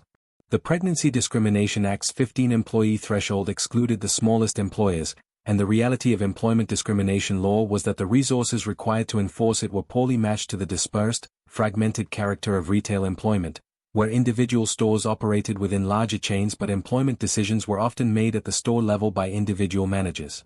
A retail worker terminated during pregnancy in 1983 faced a set of practical obstacles to legal recourse that was more formidable than the obstacles facing a professional employee at a large corporation. The professional had more resources, more documented evidence in the form of a longer employment history, more likely access to legal counsel, and was making a claim against an employer with more to lose reputationally from a discrimination finding. The retail worker had less of all of these things and faced an employer who was less visible, less susceptible to public pressure, and less likely to be monitored by the advocacy organizations that were focusing their limited resources on the most visible cases. This does not mean the retail worker's experience was less real or her injury less significant. It means that the law's protection, as it actually operated in the world, was not equally distributed. The formal equality of the statute, applying to all employers with 15 or more employees, without regard to industry or size, was mediated in practice by a set of enforcement realities that meant some women could access its protections more effectively than others. The factory hums. The production continues. Outside the facility, a parking lot full of cars belonging to workers on the current shift, and beyond it the industrial landscape of an American manufacturing city in the 1980s, the infrastructure of making things, enormous and ordinary, ongoing. Inside, the work continues with the rhythm of work that has continued every day for years. The women on this floor know each other's children's names and their lunch orders and the sounds of each other's laughter. They have built, in the daily proximity of shared labor, the kind of community that forms in every workplace, informal, practical, based on the accumulation of ordinary moments. That community is also a form of knowledge. When something wrong happens on this floor, the community knows. They may not have the language for it. They may not have the resources to address it. But they know. They have always known. The managers who made these decisions were, in the vast majority of cases, men. This is not a moral observation, exactly, it is a demographic one, a description of who occupied managerial positions in the American workplace of the 1980s, which was a workforce that was changing but had not yet changed fully. The proportion of women in management was growing, but the growth was uneven, concentrated in lower and middle management while the upper levels of most large corporations remained overwhelmingly male. These men did not think of themselves as discriminators. This matters. It matters because the mental model of discrimination as something done consciously and maliciously, a bigot firing a woman and laughing about it, is not the mental model that explains most of what happened in the 1980s workplace. What explains it better is something more ordinary and more difficult to address: the operation of assumptions so deeply embedded in a professional culture that they were not experienced as assumptions at all, but as common sense. The assumptions were not hidden. They appeared in the language of business journalism, in management training materials, in the informal conversations of hiring and promotion decisions. They suggested that a pregnant employee represented a future absence, that an absence represented a disruption, that a disruption represented a cost, and that managing costs was the core competency of good management. Each link in this chain seemed logical. Assembled together, they produced a conclusion: pregnant employees are a liability worth managing away, that was discriminatory and was also, to the men applying it, simply practical. Some of these men would have been troubled, genuinely troubled, if asked whether they believed women deserved equal treatment in the workplace. They would have said yes, and they would have meant it, and the distance between that yes and their actual management decisions was not, in their experience, a hypocrisy. It was a compartmentalization, the same compartmentalization that allows a person to hold a general principle while maintaining specific exceptions that they experience as practical necessities rather than contradictions. This is worth dwelling on because it shapes the nature of what would need to change for the situation to improve. If the problem were purely that bad actors were consciously discriminating, the solution would involve finding and punishing bad actors. Some enforcement of that kind was possible and necessary. But the larger problem was structural, embedded in the assumptions of a professional culture and in the incentive structures of organizations that rewarded managers for short-term efficiency metrics without accounting for the cost of turnover and the value of experienced employees retained. Some men in management positions in this era were genuinely supportive of their pregnant employees, not just formally compliant with the law, but practically helpful, finding accommodations, managing the return from leave with care, ensuring that the woman's career was not diminished by her absence. These men existed, and the women who had them as managers were fortunate, and their experience was real too, and it complicates the narrative in a way that the narrative should be complicated. What distinguished these managers was not necessarily a more articulate ideology about gender equity. It was, often, something more concrete. They knew the individual woman well enough to value her specifically, to see her as an employee whose particular skills and knowledge were worth protecting rather than as a category of cost. They had enough authority and confidence in their own judgment to push back on the default institutional logic when it conflicted with their assessment. And they were operating in environments, specific companies, specific departments, that provided cultural support for their decisions. The cultural support mattered. A manager who accommodated a pregnant employee in a department where such accommodation was normal was making an easy decision. A manager who did the same in a department where the prevailing culture was skeptical of it was making a harder decision, one that required him to use some of his political capital and to tolerate some friction with colleagues and superiors. The structural incentives did not generally reward this friction. The managers who accepted it did so because of something in their own character or values that the organization structure did not account for. You are in a meeting. The meeting is about quarterly results and upcoming project assignments. 11 people are around the table. You are one of 2 women. The meeting is being run by a man you have worked for 2 years, a man you respect and who has consistently supported your work. At the end of the formal agenda, he looks at you across the table and says, not as an aside but as a substantive item of business: we are going to need to plan for your coverage while you are on leave, and I want to make sure the plan works for your return as well as for the team in your absence. It is a sentence. It takes 10 seconds to say. It does everything that a good manager's sentence needs to do. It acknowledges your leave without treating it as a problem, it commits to planning that serves your return, it frames your absence as something the team will manage rather than something you need to apologize for. Around the table, the other members of the team register the tone of the sentence and adjust their own approach to your pregnancy accordingly.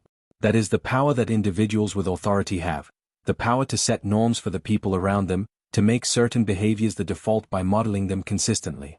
The managers who used this power well created environments in which pregnant employees were treated with professional courtesy and practical support.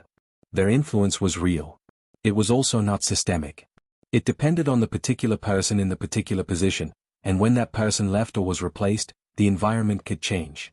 What was needed, and what advocates and eventually regulators began working toward, was the institutionalization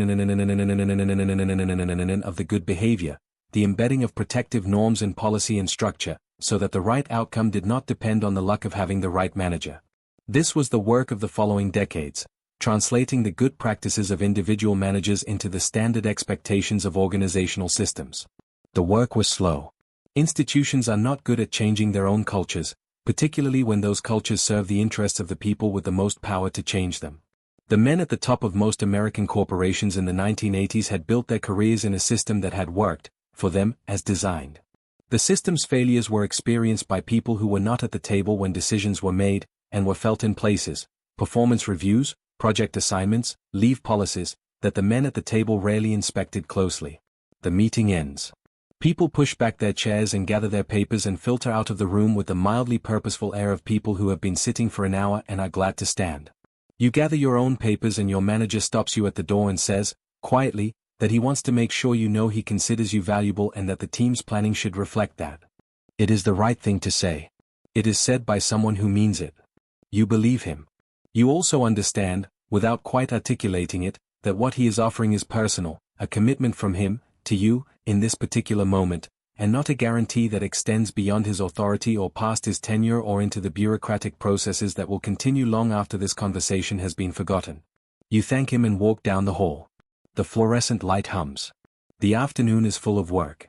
There is much to do before you are gone. There is a word that entered the employment law vocabulary in the early 1980s with increasing frequency and with practical importance for the women navigating discrimination claims. The word is retaliation.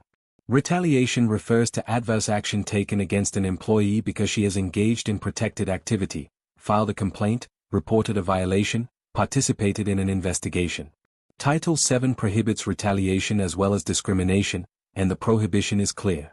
What is less clear, in the experience of the women who encountered it, is how much clarity the prohibition offers in practice. The woman who reported pregnancy discrimination to her company's HR department or filed a complaint with the EEOC was, from the moment she did so, in a different relationship with her employer. She was no longer simply an employee. She was a claimant.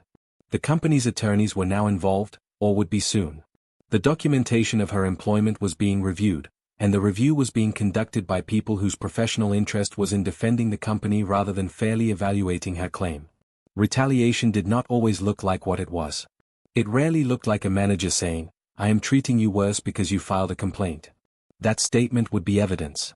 Retaliation, in the 1980s workplace, looked like the performance review that came in slightly lower than expected and was explainable by reference to the documented concerns from the previous year. It looked like the project that was not offered to you, for reasons that were never quite specified. It looked like a series of small adjustments in how colleagues interacted with you, adjustments that communicated, without anyone saying anything, that you had created friction and that the friction had costs. The social dimensions of retaliation were often more immediately painful than the formal employment consequences. A workplace is not merely an economic transaction. It is a social environment, shaped by relationships built over time, by the accumulated familiarity of people who have worked alongside each other through many ordinary days. When a woman filed a complaint, she altered her place in that social environment. Some colleagues withdrew. Some became formally correct, polite, professional, and cold, the particular coldness that signals a decision to manage distance. Some became hostile in ways that required no documentation and produced no evidence. You are at a work event, a quarterly team gathering, something that involves a catered lunch and a presentation from senior leadership and the kind of managed sociability that companies periodically require of their employees. You have been back at work for a few weeks following your formal complaint with HR. The complaint is being handled. You have been told it is being handled. You do not know what handled means in this context. Around the table, people are talking. You are participating in the conversations in the way you have always participated, listening, contributing, making the small jokes that make people feel at ease.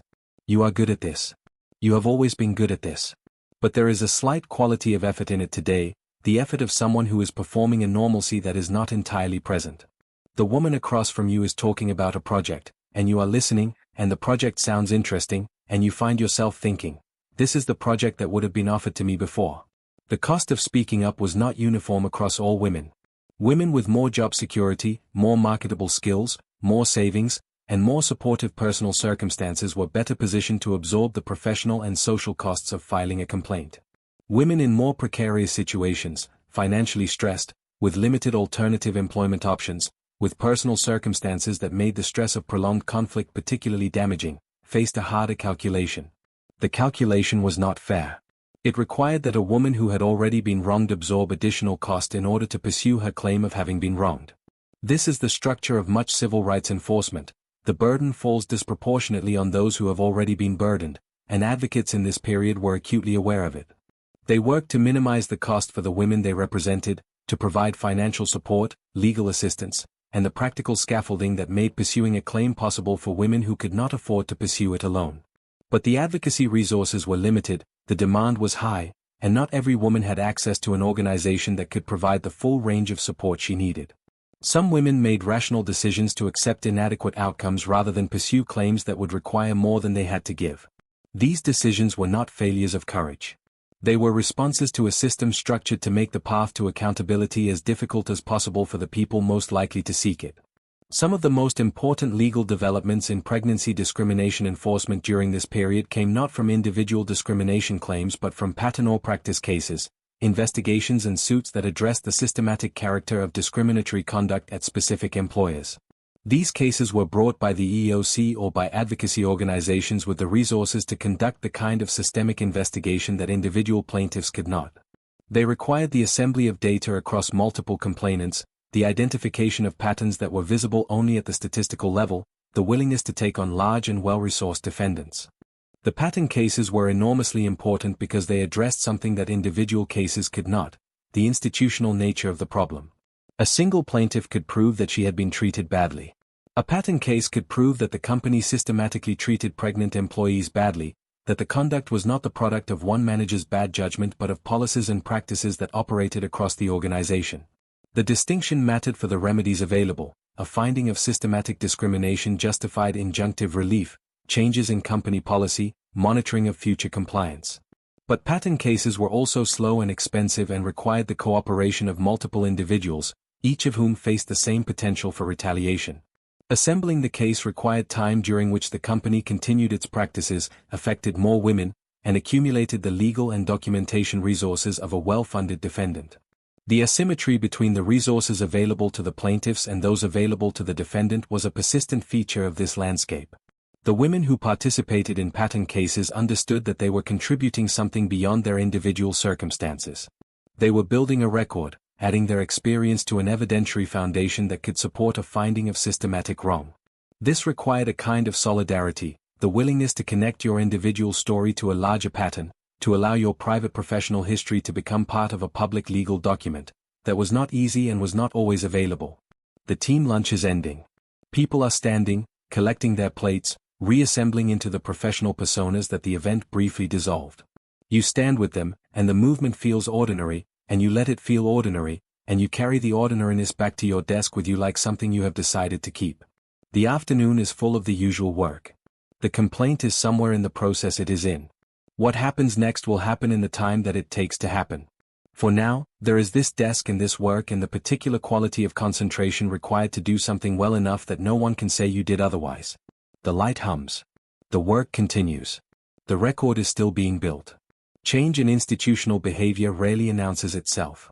It does not arrive with a press release or a moment of formal transition that can be pointed to afterward and called the turning point. It moves through systems the way water moves through stone, not fast, not dramatically, but persistently, and the accumulation of that persistence eventually produces an effect that was not present before. By the mid-1980s, the body of case law interpreting the Pregnancy Discrimination Act had grown. Courts had ruled on the specific meaning of equivalent position. Courts had addressed the circumstances under which temporary disability policies had to cover pregnancy.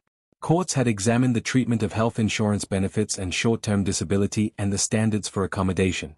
Each ruling added something to the understanding of what the law required, and each ruling was potentially available to every employer as guidance about what conduct would and would not survive legal challenge.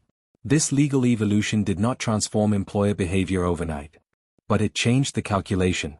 An employer who terminated a pregnant employee in 1984 was taking a legal risk that was more clearly specified than the same action in 1979, when the law was new and its contours were undefined. The accumulation of case law meant that the cost of discrimination was becoming more predictable, and predictable costs are costs that institutional decision-makers can account for.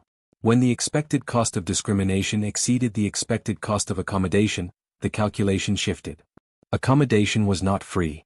The costs of maintaining a pregnant employee's position, of providing leave, of ensuring a genuine return to an equivalent role, these were real costs, and in the short-term accounting that dominated corporate management in the 1980s, they appeared on the expense side of the ledger without corresponding credits for the value of retained experience and institutional knowledge and avoided turnover.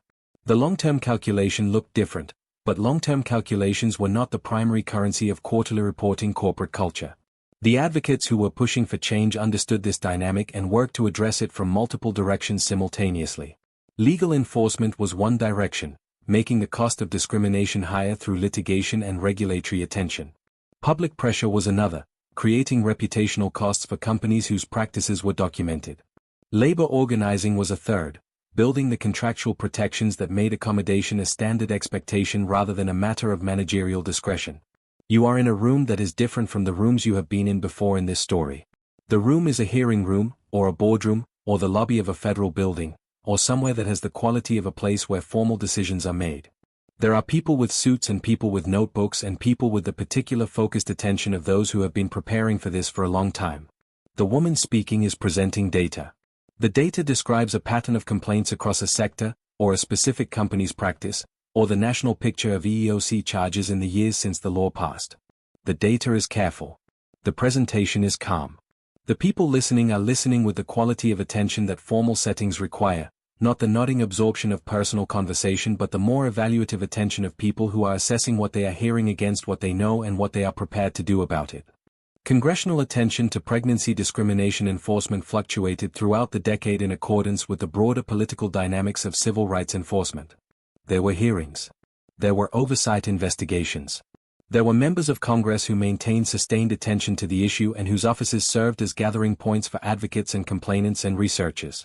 The political environment for aggressive enforcement was not uniformly favorable, but the political support for the basic principle, that pregnant women should not be fired, was broadly available across party lines in a way that more contested civil rights questions were not. The bipartisan character of the basic principle was an asset. It meant that advocacy could proceed in a range of political contexts, that allies could be found in diverse political coalitions, that the argument did not have to be won first on ideological grounds before it could be won on practical grounds. Most people, when presented with a specific instance of a pregnant woman fired from a job she had performed well, responded with the moral clarity that specific instances tend to produce. The challenge was sustaining that moral clarity through the abstraction of policy debate. When the question was not about a specific woman but about compliance costs and regulatory burdens and the administrative requirements of federal enforcement, the moral clarity that the specific instance produced became harder to maintain. The language of regulatory reform, flexibility, reduced burden, business certainty, could make the removal of protective regulations sound like a practical improvement rather than a removal of protections, and the people whose daily lives depended on those protections were not always well positioned to make their voice heard in the regulatory debate. The advocacy organizations that worked on pregnancy discrimination throughout the 1980s were doing multiple kinds of work simultaneously, supporting individual clients, building case law through litigation, participating in regulatory processes, maintaining congressional relationships, conducting public education, and building the networks through which information about legal rights reached the women who most needed it. This multidimensional work required resources that were never fully adequate to the scope of the problem. What changed, over the course of the decade, was partly legal and partly cultural. The legal change was real but incremental: more case law, clearer standards, higher costs for employers who violated the law. The cultural change was slower and less easily measured, a gradual shift in the prevailing assumptions of the workplace about what pregnant employees were entitled to expect, about what managers were expected to provide, about what professional norms looked like when the employee in question happened to be pregnant. The cultural change was driven in part by the demographic change. More women were in the workforce, and more women were in the workforce at ages when pregnancy was likely to occur, and the accumulation of stories, told woman to woman, told to supervisors, told in the informal networks of workplaces that were increasingly female in composition, built a gradually different set of expectations. The manager who had seen 3 women in his department navigate pregnancy without catastrophe was a manager with a different set of default assumptions than the manager who had never had a pregnant direct report. Experience is among the most powerful antidotes to assumption. The assumption that pregnancy would be disruptive, would cost productivity, would create problems that accommodation could not solve. This assumption weakened in direct proportion to the accumulation of contrary evidence. It did not weaken uniformly or evenly, and it did not disappear, and it would resurface in later decades in new forms. But the slow accretion of experience was real, and it mattered. The hearing room is quiet now. The presentation has ended. The people with notebooks are writing. The people who will make decisions are considering what they have heard. Outside the window of whatever building this is, Washington continues, the city that runs on this kind of work, the slow grinding labor of persuasion and evidence and the patient building of cases that eventually, not always but sometimes, produce the institutional change that those who began them hoped for. The change is slow. It is real. It is happening, in the way that stone changes when water finds its path. There is a version of this story that ends badly, or at least ends in the unresolved way that many stories about systemic injustice end, the injustice acknowledged, partially addressed, not eliminated, still present in new forms in the decades that followed. That version is true. The story of pregnancy discrimination in the American workplace did not conclude in 1989 with the close of the decade. It continued and continues, in forms both old and new. But there is another version of this story, and this version is also true, and it is the version that concerns itself with what was built, the legal architecture, the organizational knowledge, the networks of advocacy and solidarity, and the individual careers of women who navigated this landscape and prevailed within it. This version is less often told because it does not have the narrative clarity of injustice. It has the quieter character of persistence, which makes it harder to present but no less real. The women who fought pregnancy discrimination cases in the 1980s and won, in court, in arbitration, in negotiated settlements that changed company policy as well as individual outcomes, built something that lasted beyond their individual cases. They built precedent. They built institutional memory in the organizations that represented them. They built their own professional competence in navigating systems that had been designed to work against them. The lawyers who specialized in this area of employment law during this decade developed a body of expertise that would prove essential in the years and cases that followed. They learned which arguments worked in which courts, which facts were most probative, which company documents were most revealing when obtained through discovery. They trained colleagues and passed their knowledge through the professional networks of employment law practice. The expertise accumulated in the way that expertise does, through the doing of difficult work over many years, building a knowledge base that could be applied to future situations. The advocacy organizations that developed institutional capacity in pregnancy discrimination work during the 1980s became better at it as the decade progressed.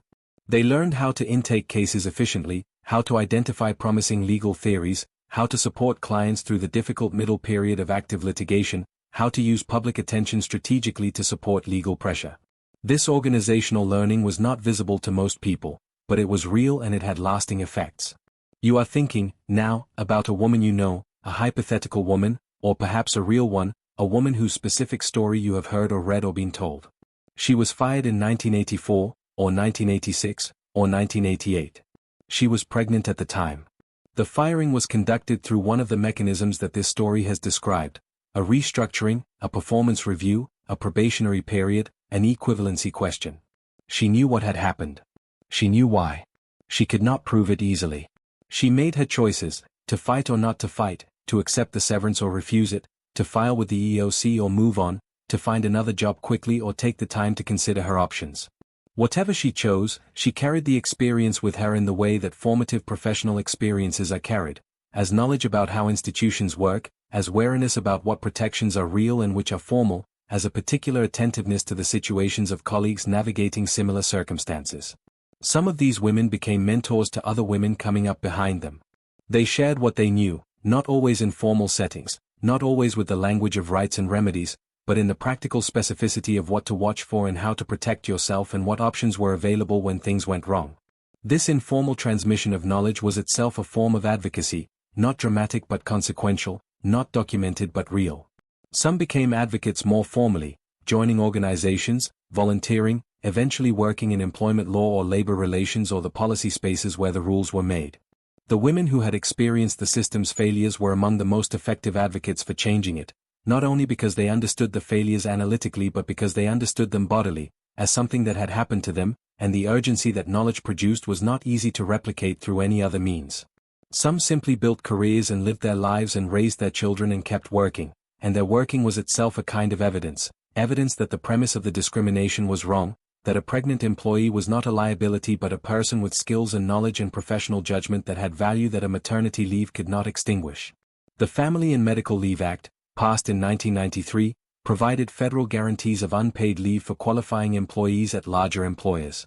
It was an important development, and it came after years of advocacy that built on the foundation laid in the pregnancy discrimination fights of the 1980s. The women who had fought those fights, the lawyers and advocates and plaintiffs and organizers, were part of the coalition that pushed for it. Their experience informed the arguments, and the arguments eventually prevailed. The FMLA was not perfect. It was unpaid. It applied only to employers with 50 or more employees. It excluded significant portions of the workforce. It did not address the underlying economic reality that makes unpaid leave effectively inaccessible to low-income workers. The advocates who supported it knew these limitations and continued working to address them. Progress is rarely clean, and the women who made progress in this area understood that better than most. What they built, taken all together, the case law, the organizational capacity, the legal expertise, the network of knowledge, the precedent and the policy, and the quiet institutional changes in companies that learned, through legal exposure or changing norms or simply better management, to treat pregnant employees as the ordinary full members of the workforce they had always been, was significant. It was not complete. It was significant. The parking lot outside the office is emptying now. It is late in the day, or late in the decade, and people are leaving. They walk to their cars with the particular tiredness and relief of the end of a workday, and they drive out of the lot and into the streets of whatever city this is, and the city receives them as it receives everyone who leaves the workday behind and enters the evening. The offices are still lit, the fluorescent lights running on their uninterrupted schedule, the hum continuing whether anyone is there to hear it or not. The files in the filing cabinets hold what they hold. The paperwork is where the paperwork is. Somewhere in a cabinet in a legal office there are documents that record fights that were worth having. The evening is quiet. The work continues tomorrow. The house is quiet at this hour. It is late, later than you usually stay up, but sleep has been intermittent for weeks in the way that sleep is intermittent when the body is managing something large, when the mind keeps visiting the unresolved questions of days that will become weeks and months that are already a different kind of time than what came before. The baby is asleep in the next room. You have been in this room before, this bedroom in the small hours, listening to the particular quality of nighttime silence in a house with a new person in it, the adjustments of breath, the small sounds that are nothing and the small sounds that require attention, the learned skill of distinguishing between them that arrives, mostly without ceremony, in the first weeks of a new life. Tomorrow you go back to work. The leave is ending. The arrangement you negotiated, the position, the schedule, the return terms, is the arrangement you will enter tomorrow morning. You have reviewed the paperwork. You have confirmed the access and the parking and the childcare logistics.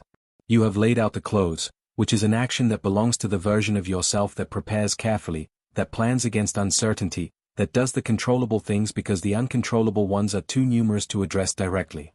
What you do not know is how tomorrow will feel. You know what it will look like, the drive, the parking lot, the elevator, the desk that has been occupied by someone else for the past months, cleared and returned, presumably, to its original configuration. You know the sequence of the day. You have been through many working days and the sequence is familiar and the familiarity is a comfort of its own kind.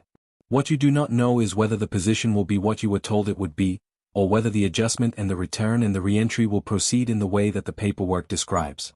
You have heard stories, from the woman who came before you, from the colleague who knows how these things tend to go, from your own reading and attention to the situations of others.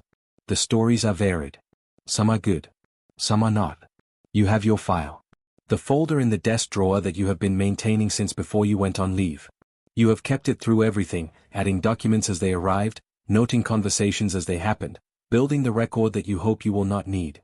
In the morning you will leave it in the drawer and carry only the ordinary things that a person carries on the first day back at work, the ID badge, the coffee, the professional self that has been in storage for a few months and that you are putting back on tonight, by laying out the clothes, by reviewing the calendar, by going through the mental preparation that the return requires. The preparation is a form of respect for yourself. It says, I am someone who prepares. I am someone who takes this seriously. I am someone whose presence in that building tomorrow morning is legitimate and appropriate and not contingent on anyone's willingness to acknowledge it. Millions of women have had this night. The night before the return. The night in which the leave ends and the ordinary life reassembles itself, or tries to, around the fact of a child now in the world and a job still in the world and the self that has been managing both, imperfectly, with the limited sleep and the complicated feelings and the practical demands of a period that is unlike any other. They had this night in the 1980s, and they had it in the decades before, and they have it now. The specific legal protections available to them have changed, have improved, in some respects, been rolled back in others, remain incomplete in important ways. The underlying experience of standing at the threshold between leave and return, carrying the child and the job and the uncertainty of what has changed while you were absent, has not changed. It is the same night, in different forms, across many decades. The women who navigated this in the 1980s often did not know what had changed while they were gone until they arrived and looked. Some found what they had been promised. Some found something less. Some found something that required the folder, the documentation, the careful accumulation of evidence that constituted the preparation they had done. Some found something so far from what they had been promised that the folder was insufficient and what was needed was a lawyer and a claim and the long process of formal accountability. Whatever they found, they went in. They walked through the door on the first day back. They sat at the desk, whether it was the right desk or the wrong one. They did the work, whether it was the right work or the wrong kind. They were present, which is its own form of insistence, the insistence of showing up for a job that someone else has decided you should not have, in a body that the institution has tried to read as a liability, with the professional competence and personal dignity that no termination notice and no performance review and no restructuring memo can take from you. The presence itself was a form of claim. Not a legal claim, not always, sometimes it was just a woman at her desk on a Tuesday morning doing her job. But the claim was there, embedded in the doing of the work. I am here. I was here before. I will be here again. My presence in this place is not an anomaly or an exception or a problem to be managed. It is simply where I work. The house is still. The baby's room is quiet. Outside the window, the night has the particular quality of the hours before dawn, darker than midnight but not yet lightening, the world held in the pause before the beginning of another ordinary day. The cars in the driveway are still. The street is still. You think about tomorrow, and then you stop thinking about it. There is nothing left to prepare. The preparation is done. The clothes are laid out. The childcare is arranged. The folder is in the drawer. Tomorrow will be what it will be, and you will be in it, and you will do what needs to be done, as you have always done what needed to be done. The night deepens toward dawn. The baby makes a small sound and is quiet again. The house settles into itself. The ordinary extraordinary night continues, as it does for everyone in it, as it has for everyone who has ever had this night. Rest here. Close the folder. Tomorrow is a long way away, and the night is generous, and there is time still to sleep. There is a document that exists in many corporate archives from the 1980s, though not always in exactly the same form and not always with exactly the same title. It might be called a workforce planning analysis, or a personnel cost projection, or a benefits liability study. Whatever its name, it contains, somewhere in its columns of numbers, a line that represents the projected cost of female employees in a particular age category. The line includes, as one of its inputs, maternity leave costs. The costs are real, temporary leave coverage, benefits continuation, the administrative overhead of managing a leave. They are included in the analysis because corporate financial planning includes all costs. The document is not discriminatory. It is actuarial. It is the kind of document that companies produce when they are trying to understand their costs, and understanding costs is a legitimate and necessary function of any organization. The problem is not that the document exists. The problem is how the document is used, whether the costs it identifies become the basis for decisions about which employees to hire and how aggressively to manage the employment of those already present, decisions that are not, despite their financial framing, about cost management at all. Researchers who studied corporate employment practices in the 1980s found evidence that pregnancy-related costs were factored into hiring and retention decisions in ways that went beyond legitimate financial planning. In industries with high concentrations of female employees of childbearing age, nursing, education, retail, administrative support, the management of what some HR professionals of the era called maternity risk was a recognized, if rarely documented, element of workforce planning. The women whose employment was being managed as a risk were not consulted about this characterization. The calculus operated at multiple levels simultaneously. At the individual level, it manifested as the specific decisions described elsewhere in this story, the performance review that shifted, the project that was not offered, the termination that followed disclosure. At the institutional level, it manifested in the design of policies that were technically compliant but practically discouraging, leave policies that were nominally available but administratively difficult, return processes that were formally correct but practically punishing.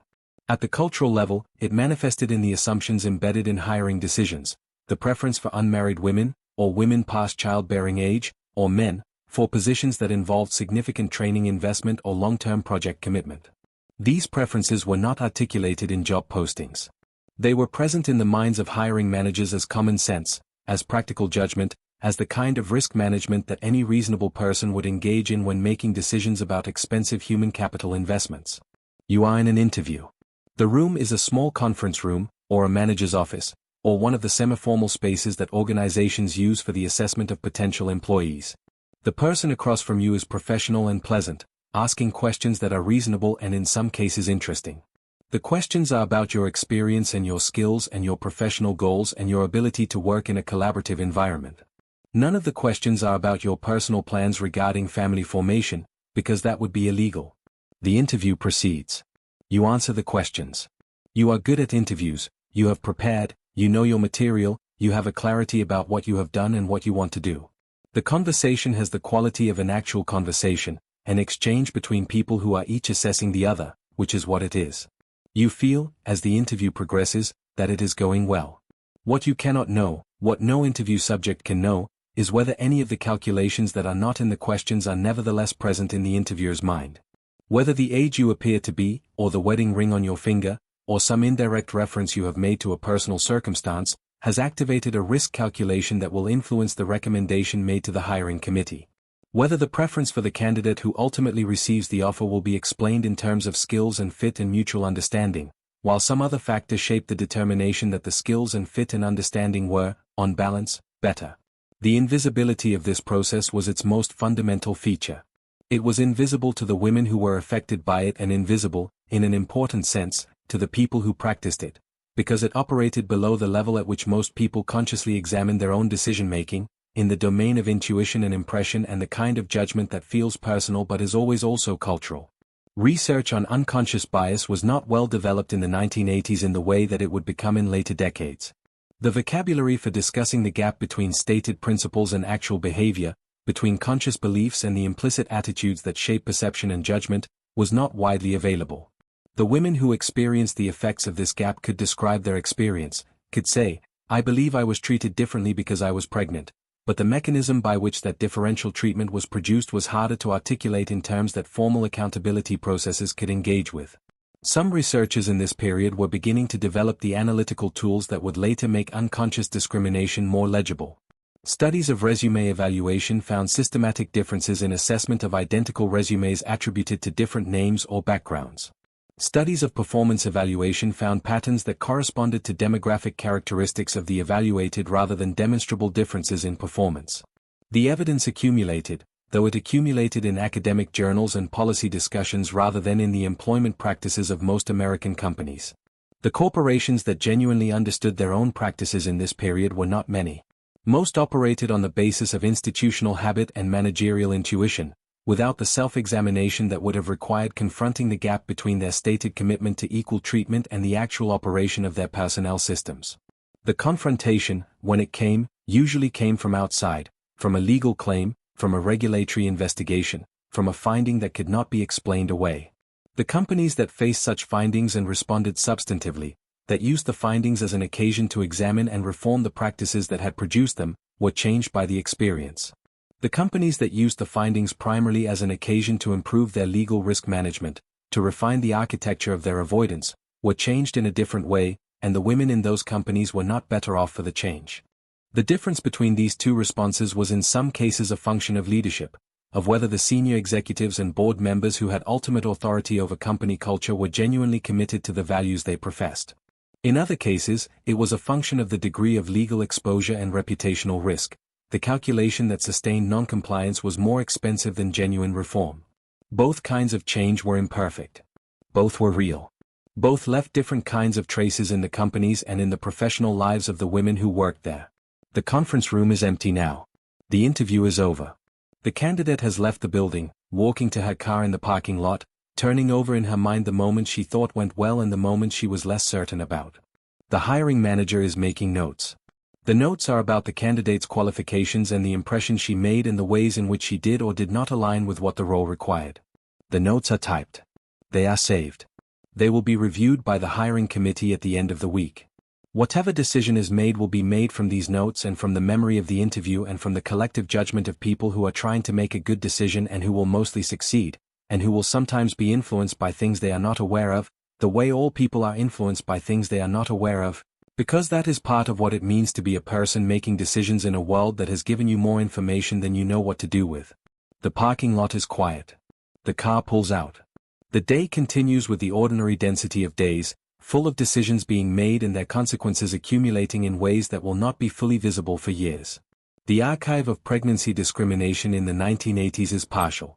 It is partial in the way that all archives are partial. They contain what was recorded, and what was recorded was determined by who had the means and motivation to record it. The court cases are in the court records, accessible in principle and sometimes in practice. The EEOC complaints are in the agency files. The academic studies are in journals. The advocacy organization records are in institutional archives, some of them well organized and some of them in boxes in storage rooms.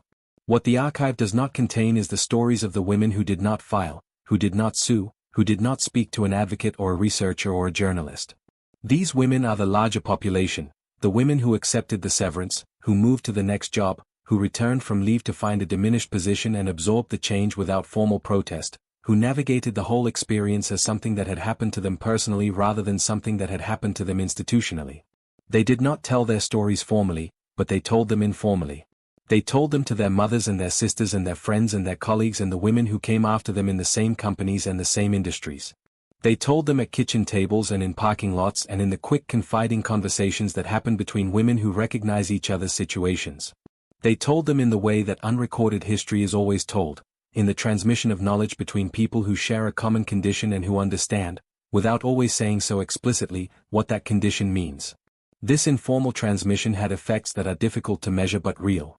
It shaped the expectations that women brought to their workplaces, the wariness, the preparation, the particular kind of attentiveness to management behavior and personnel signals that comes from having heard enough stories to know what the signals mean. It shaped decisions about whether and when to disclose pregnancies, about how to manage the disclosure conversation, about what documentation to maintain and what preparations to make. The knowledge traveled. It traveled within companies, within industries, within communities and social networks. It traveled across generations, from women who had experienced the 1980s workplace to women who entered the workforce in the 1990s and beyond. It became part of the inherited practical wisdom that women in professional settings carry, often without knowing exactly where it came from, often without being able to point to its source, but present and active in the decisions they make and the ways they navigate institutional environments. You are sitting at a kitchen table. It is evening, the light is the warm amber of a kitchen in the evening, not the flat fluorescent of an office, and the sound is the sound of a domestic space rather than a professional one. Dishes in the drying rack, a radio playing somewhere else in the house, the small background noise of a family's evening. The woman across from you is telling you something that happened to her.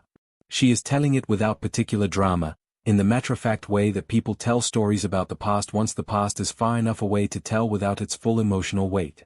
She is telling you because you are in a situation that resembles hers, or because you asked, or because she has decided that the knowledge is worth passing on and you are the person in front of her to pass it to.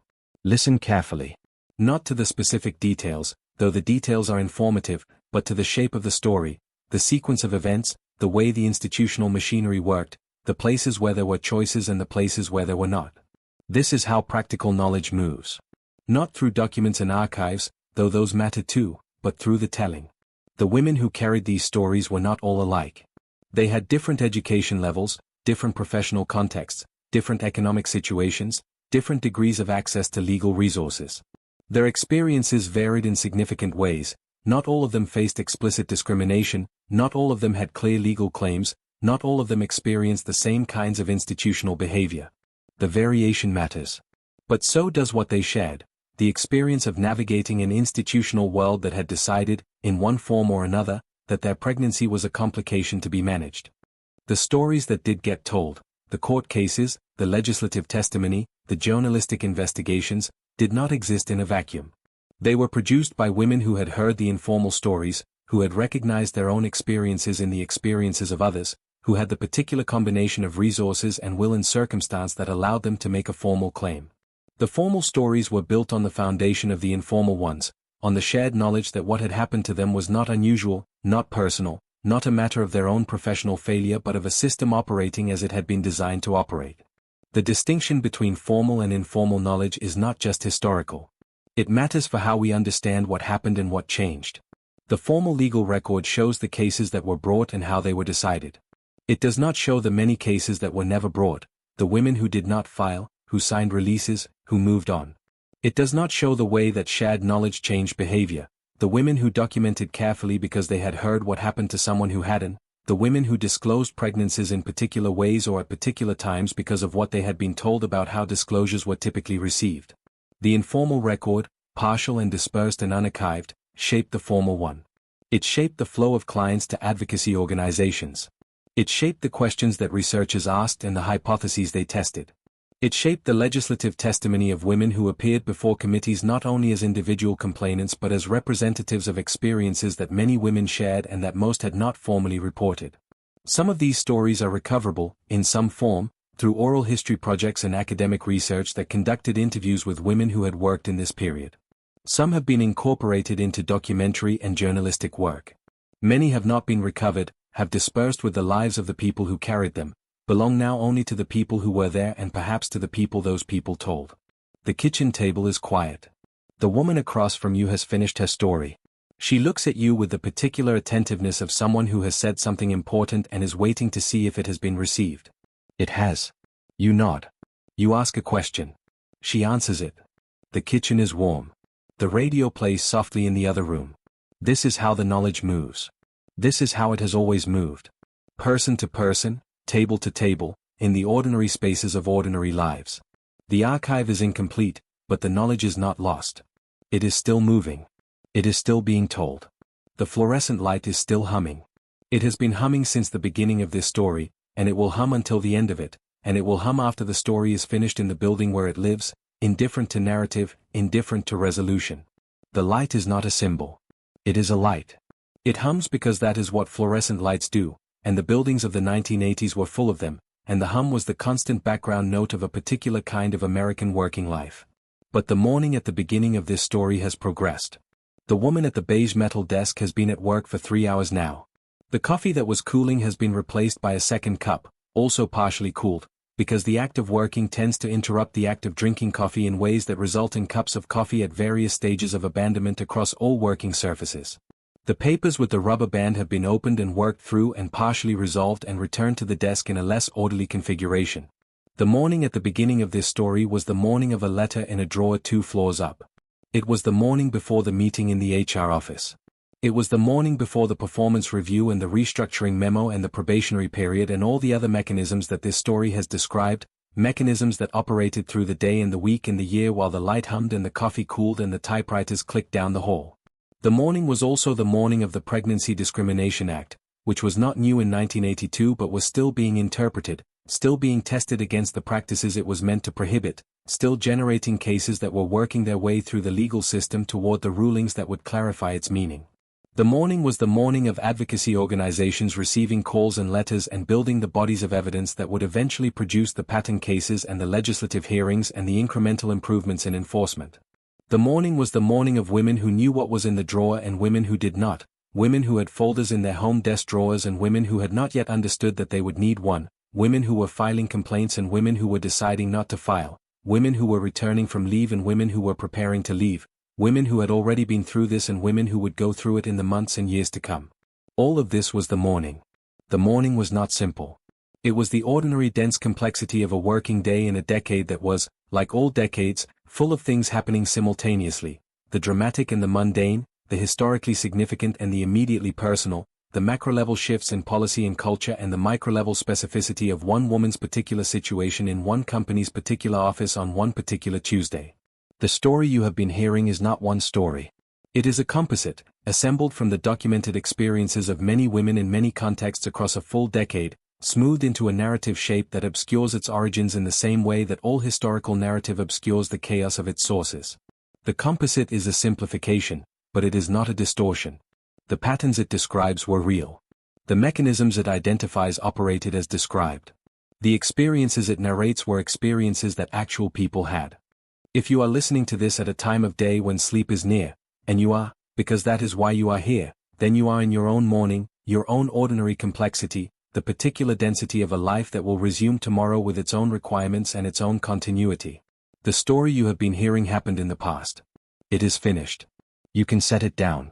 What remains from it, what you can carry forward, if anything, is not a specific lesson or a call to action or a conclusion about the present. Those are for waking hours. What remains, perhaps, is simply the knowledge that ordinary people navigating ordinary institutions did something with their experiences. They recorded them, they thought about them, they passed them on. They did the work of not accepting that the way things are is the way things have to be, which is a form of work that looks different in different eras and different contexts but is always the same work at its core. The woman at the desk has finished her third task of the morning. She is reaching for the phone to make a call that she has been putting off, a call that requires her to explain something to someone who will need to be convinced of it. She makes the call. Her voice is professional and clear. She has done this before. She knows how to do this. In the drawer 2 floors up, the letter is still in its manila envelope, waiting for the moment someone has been assigned to deliver it. That moment is still a few hours away. For now, there is work to do, and the work is being done. The typewriters click. The light hums. The coffee cools at its steady rate, the temperature falling in the particular way that warm things cool in rooms, fast at first, then slower, then finding the temperature of the room and resting there, no longer warm but no longer cooling, held at the ambient temperature of the ordinary world. Let the morning settle. Let the office settle. Let the decade and its particular cruelties and its particular courage and its fluorescent hum settle into the history it is becoming, moment by moment, with the patience that time always has and that the people living in it often cannot afford. You are not in that office. You are in wherever you are, in the time you are in, at the hour you are at. The hum is different here, or absent. The light is whatever light you have left on or let in. The coffee, if there is coffee, is whatever temperature it is. The story has been told. The telling is finished. You can put it down now, gently, in the way you put down things that have been worth holding. It will stay where you put it. It will be there in the morning. But morning is later. Right now there is the particular quality of the late hours, the stillness that precedes sleep, the slow unwinding of the day's attention into the wordless rest that waits behind it. The story goes quiet. The light dims. The hum softens to nothing. Rest now. You have been listening for a long time, and the listening is done, and the night is generous. Let the office go. Let the decade go. Let it all go with the ease of things that no longer need to be held. Sleep well. Every legal process has a waiting room. Not always a physical one, though sometimes it is exactly that, a row of chairs in a federal building, the industrial carpet, the posters about workplace rights in English and Spanish and sometimes a third language, the small table with outdated magazines that someone continues to supply out of a faint optimism about the capacity of waiting to be made less tedious. Sometimes the waiting room is metaphorical, the period between filing a complaint and receiving a response, between the response and the investigation, between the investigation and the finding, between the finding and any action that follows from it. The women who filed pregnancy discrimination complaints with the EEOC in the 1980s entered a waiting room that could last years. This is not an exaggeration. The EEOC's median processing time for charges in the early 1980s was measured in months, and for charges that were investigated rather than resolved through mediation or administrative closure, the timeline extended further. A woman who filed in 1982 might not receive a right to sue letter, the document she needed to bring a federal lawsuit, until 1984 or 1985, and the lawsuit itself, if she chose to bring it, could take several more years to resolve. During those years, the woman's life continued. The child was born. The child grew past infancy into toddlerhood and then into the years of childhood while the legal process moved at its own pace, indifferent to the calendar of a human life. The woman found another job, or did not. She rebuilt her finances, or struggled to. She maintained the relationships she needed to maintain and managed the stress of sustained legal engagement, which is a specific kind of stress, the stress of a thing that is not over, that requires periodic bursts of intense attention and long periods of waiting, that colors the background of daily life with a low-level activation that never quite resolves. Some women found the waiting intolerable and withdrew their complaints. This was not weakness. It was a rational response to a situation in which the cost of continuing was concrete and immediate and the benefit of continuing was uncertain and distant. The EEOC would record the withdrawal and close the file. The company would record no finding against it. The experience would disappear from the formal record, though not from the memory of the woman who had lived it. Others waited. They waited because they had been told that their case was strong, or because they had access to an advocacy organization that supported them through the process, or because the wrong that had been done to them had a particular quality that made abandonment feel like a second injury.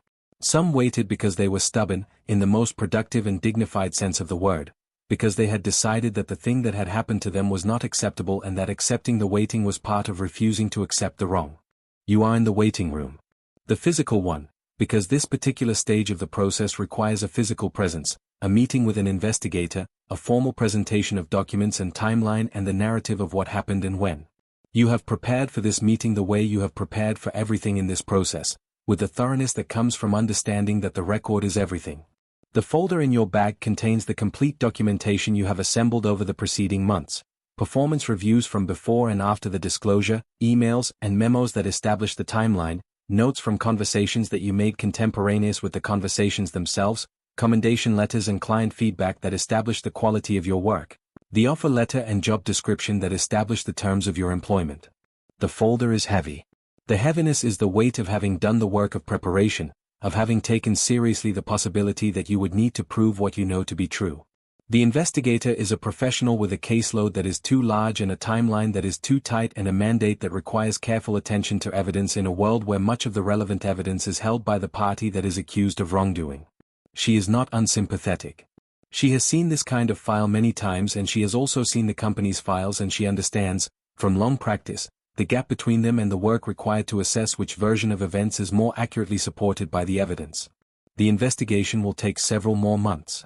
During those months, the company will be interviewed, its documents will be requested and reviewed, its account of the events will be solicited and documented. The investigator will compare the two accounts, the employees and the companies, and will look for the places where they diverge and the evidence that supports one account over the other. This is careful work. It is the work that the law requires. It is the work that takes time. The waiting room is the price of that work. It is the cost of a system that is designed to be thorough rather than fast, that prioritizes the production of a defensible finding over the speed of resolution. The thoroughness matters. A finding produced too quickly and without adequate investigation is a finding that will not survive challenge, that will not produce the accountability it was designed to produce. The thoroughness is real and valuable. The cost of it falls primarily on the people who are waiting. Some of the women who waited described the experience of living with a pending complaint as a form of suspended animation, not quite the past, because the resolution had not come, not quite the present, because the present was dominated by something that was not yet finished, not quite the future, because the future could not be planned until the pending thing resolved. The legal process created a kind of temporal limbo that had its own psychological weight. Others described it differently, as a form of clarity, a period in which the ambiguity of what had happened had been formally named and was being formally addressed, which was itself a change from the period before the complaint, when the ambiguity had been entirely unacknowledged. Something had been said. A claim had been made. The claim existed in a file somewhere, in a government agency, attached to a case number. The experience had been recognized as potentially wrongful. That recognition had value, even before any finding. The advocacy organizations that worked with women through this period understood both responses and worked to provide what each woman needed, the sustained attention to the person in the process, not only the management of the legal strategy. Some of the most important work these organizations did was simply the work of being present, returning phone calls, answering questions, explaining what was happening and why, maintaining the relationship through the long middle period when nothing seemed to be happening and the end was not visible. This work is not glamorous. It does not appear in the narrative of legal change as a dramatic element. It is the infrastructure of justice, the support system that makes it possible for individual people to access the formal mechanisms that exist in their service. Without it, many of the cases that eventually produced important legal outcomes would have been withdrawn long before resolution. The women who built and maintained that infrastructure, in advocacy organizations and legal aid offices and union halls and community centers, built something as important as the legal precedents, even though it is harder to name. The waiting room empties slowly. The investigator closes her notebook. She has what she needs for this stage. The next steps are explained, the timeline for the investigation, the process for receiving updates, the person to contact with questions. The process is continuing. It will continue for some time. You gather your folder and your bag and stand up and shake hands and walk out of the building into whatever the weather is today. The light outside is not fluorescent. It is actual daylight, the real thing, pressing down on the street from whatever altitude the sun has reached by this time in the afternoon. The air moves slightly. There are people on the sidewalk, moving with the purposes of their various days. You join them, carrying your folder, your case number, your waiting room, moving through the ordinary afternoon. It continues. You continue. The waiting room is behind you for now. The next stage will require more waiting, in different forms, in different rooms. But this stage is done, and the doing of it is its own accomplishment, and the afternoon is still the afternoon, still available for whatever comes next. She is a nurse. She has been a nurse for 9 years, and she is good at it in the way that good nurses are good, not merely technically competent, though she is that, but present in the particular way that patients need a nurse to be present, attuned to the specific person in the bed rather than only the diagnosis. She has worked double shifts. She has covered for colleagues. She has taken on the harder patients, the ones who require more patience and more skill and more of the particular human energy that nursing demands. Her performance evaluations use words like exceptional and invaluable. Her supervisor has told her these things directly. She is 29. She has been trying to become pregnant for a year and a half.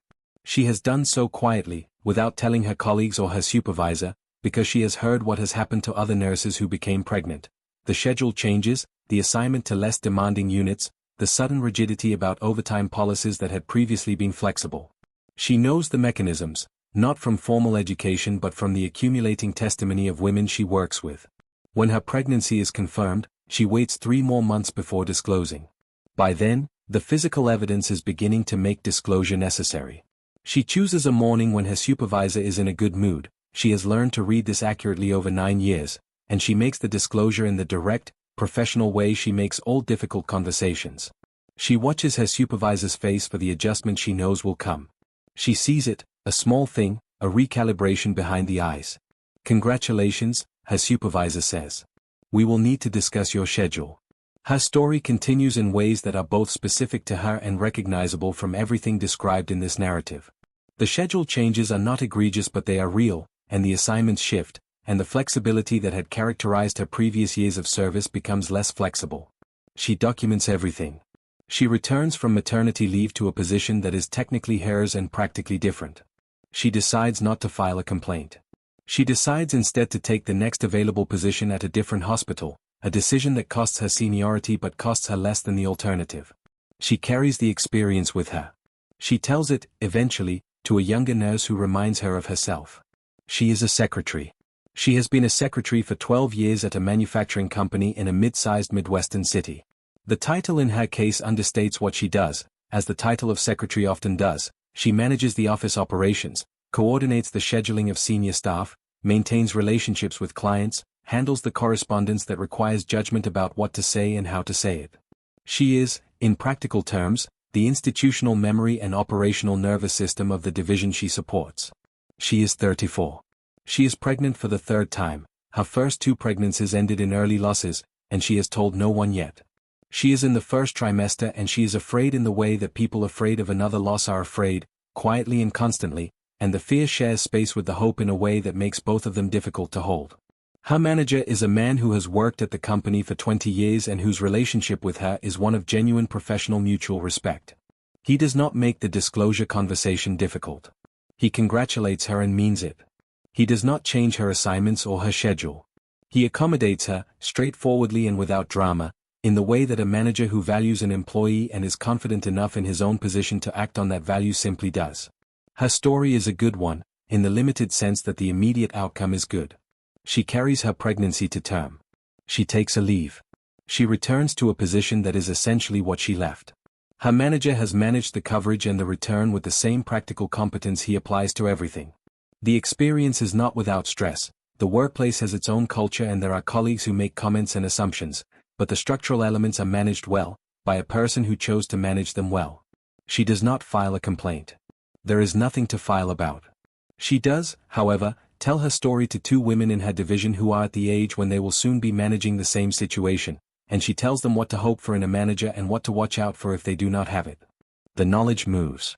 It moves from her experience to their preparation, and the preparation will help them whether or not they ever need it. She is a bank teller. She has been a bank teller for 2 years, and she is the primary earner in her household because her husband was laid off from his factory job 8 months ago and has not found another. The income from her job at the bank is not large but it is the income there is, and its continuation is not an abstraction. The health insurance that comes with her employment is the health insurance the household has, and the pregnancy, now 11 weeks along, is proceeding against the background of a financial situation that does not have much room for error. Her manager is not cruel. He is not conscious, she thinks, of doing anything wrong. When he reduces her hours 3 weeks after she discloses her pregnancy, a reduction explained as a response to branch volume projections, she does not initially connect the reduction to her disclosure. It takes her several more weeks, and the testimony of a colleague who has seen the pattern before, to understand that the connection is not coincidental. She calculates the cost of filing a complaint. The calculation is not easy. It involves her immediate financial situation, the timeline of the legal process, the status of her husband's job search, the due date, the childcare that will be needed afterward, the health insurance question. She calculates and recalculates. She talks to a woman at a legal aid organization who explains her options clearly and without minimizing either the merit of her potential claim or the practical difficulty of pursuing it. She files. Not because the calculation clearly favors filing but because something in the specific quality of what happened to her, the timing, the thinness of the excuse, the sense that this had been decided about her rather than because of her, produces in her a determination that surprises her with its steadiness. She files and she waits, and the waiting is hard, and the outcome, when it comes, is a negotiated settlement that provides some financial relief and a change in the branch manager's accountability. She signs a confidentiality agreement. She does not tell the story formally. She tells it, later, to her daughter. These 3 women are composites, in the same way that all the women in this story are composites, assembled from documented experiences, shaped into individual narratives that carry the weight of many actual situations. They are not any specific person. They are the shape of what many specific people experienced, rendered in the particular detail that makes experience visible. The gallery could extend much further. There is the woman who was a professor at a small college and was denied tenure in the year after her maternity leave, and who built a case that took 5 years and cost her as much as it produced. There is the woman who was a saleswoman on commission and found that her client assignments were restructured during her leave in ways that reduced her earnings permanently. There is the woman who was a waitress and was simply told, without ceremony or documentation, not to come back after her baby was born, by a manager who believed he was operating within his rights because he was not sure he wasn't. They are all here, in the gallery that the decade built. Not celebrated, not commemorated by any monument or memorial, but present in the record if you know where to look, in the case files and the academic studies and the advocacy organization archives and the memories of the people who were there. The gallery is large. It is larger than any single story can hold. But the stories that can be told are worth telling, and the telling is worth receiving, and the receiving is worth the quiet that follows it. Rest with them for a moment, these women whose experiences have shaped the present you live in. Let their stories settle. They are past now. They are finished. They remain. Decades do not end cleanly. The calendar marks the transition, 1989 to 1990, the neat progression of tens, but the social realities that characterized one decade do not respect that transition. The practices described in this story did not stop on January 1, 1990. The legal framework did not transform overnight. The cultural assumptions embedded in the professional world of the 1980s did not dissolve because the decade that had nurtured them was numerically finished. What the end of the decade marked was a different kind of transition, a shift in the legal and cultural landscape that had accumulated over the previous 10 years, a consolidation of the changes that advocacy and litigation and regulatory attention had produced, and an entry into a period in which some things were clearer and some things were more contested, and the work of the decade was visible enough to be assessed. The Family and Medical Leave Act, signed in 1993, was the most significant federal legislative development in the post-decade period. It provided 12 weeks of unpaid leave for qualifying employees at employers with 50 or more employees, for the birth or adoption of a child or for serious health conditions. It was the first time federal law guaranteed leave for family and medical purposes, a baseline that had not previously existed. The advocacy that had built through the 1980s, the documentation, the litigation, the organizational capacity, the political relationships, was part of what made the FMLA possible.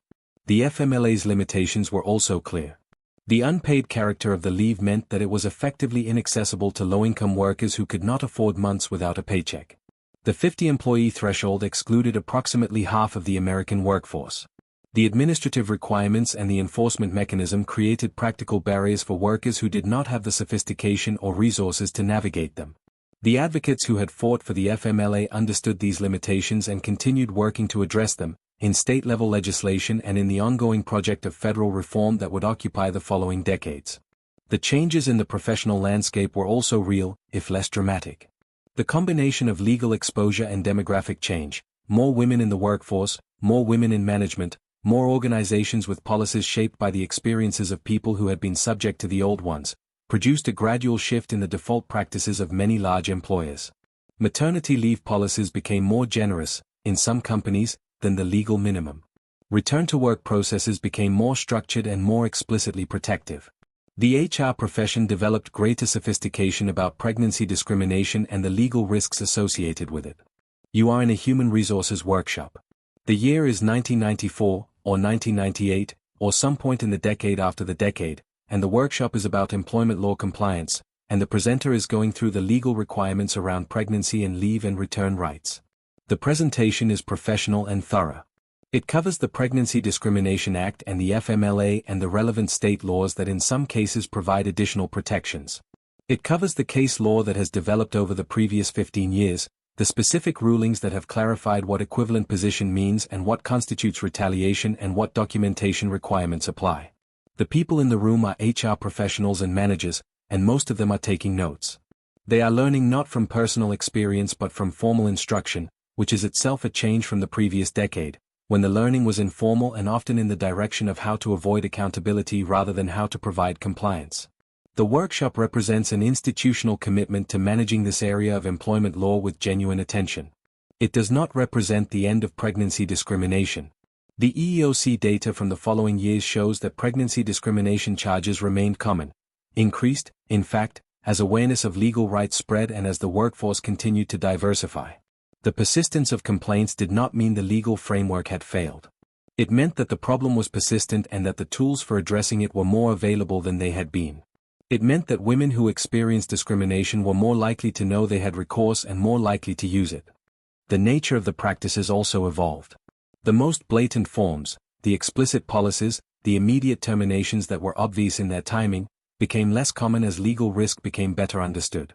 What remained, and remains, are the subtler forms, the slower career progression, the project assignments that reflect unconscious assessments of commitment and reliability, the performance evaluations shaped by implicit biases that are not fully visible even to the people applying them.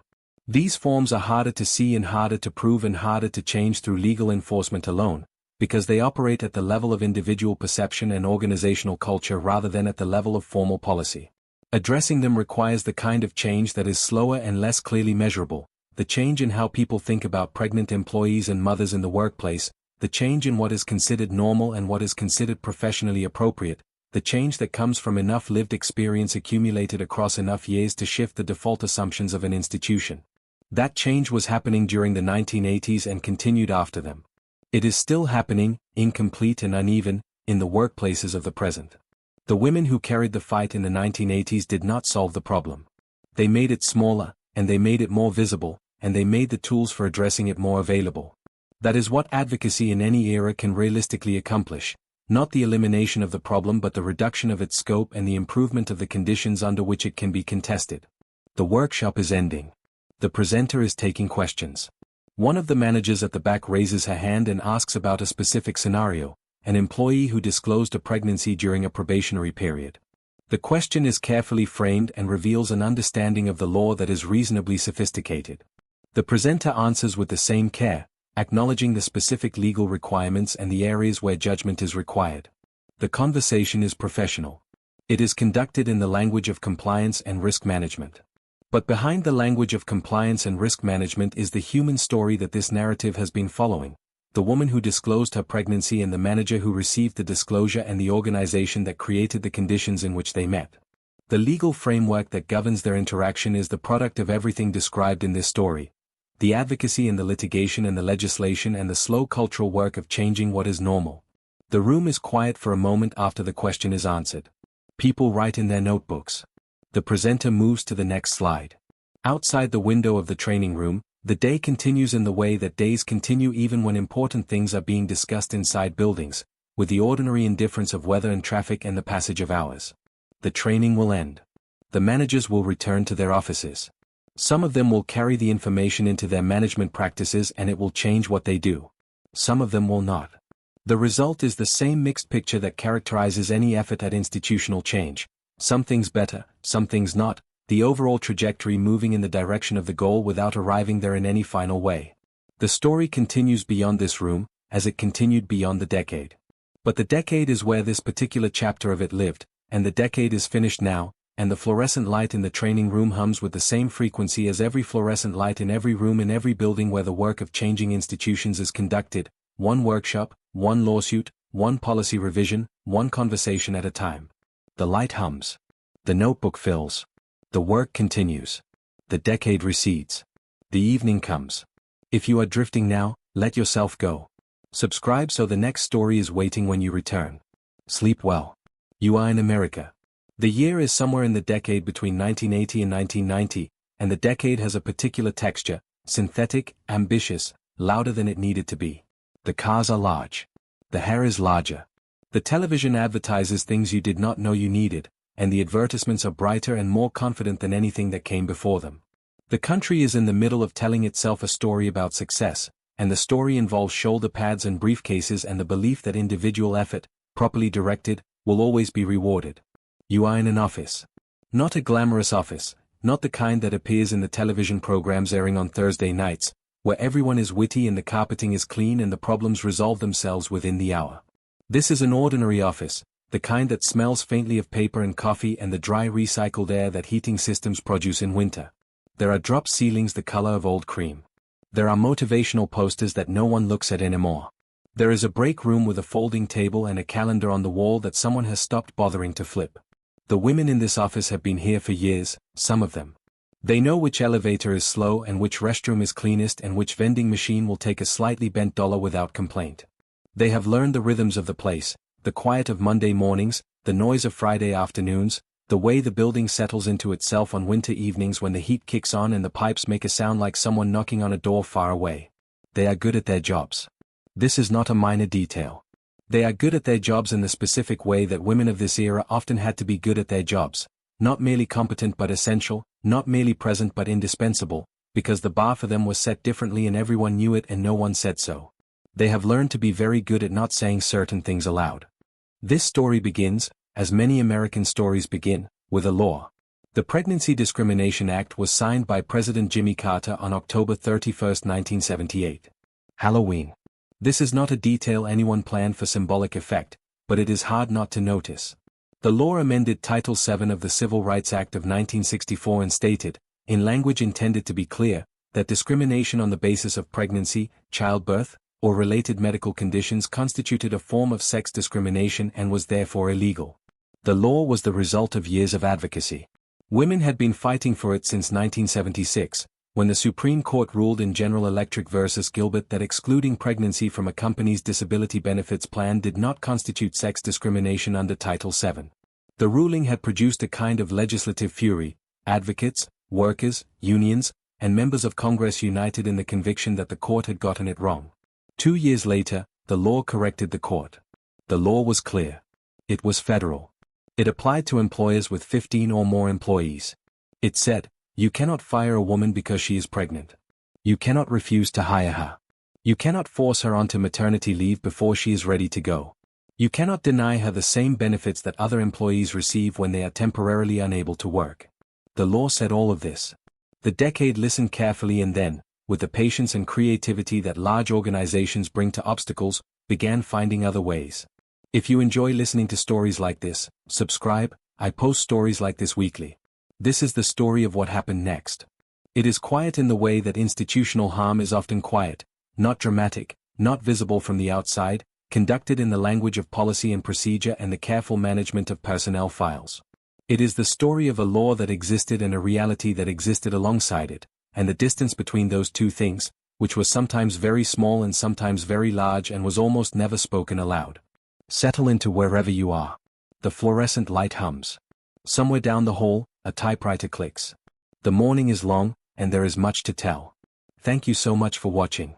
If you'd like to see more videos like this, please consider leaving a like and subscribing to the channel as it really helps us continue making more content. Anyways, see you in the next one. The night has been long.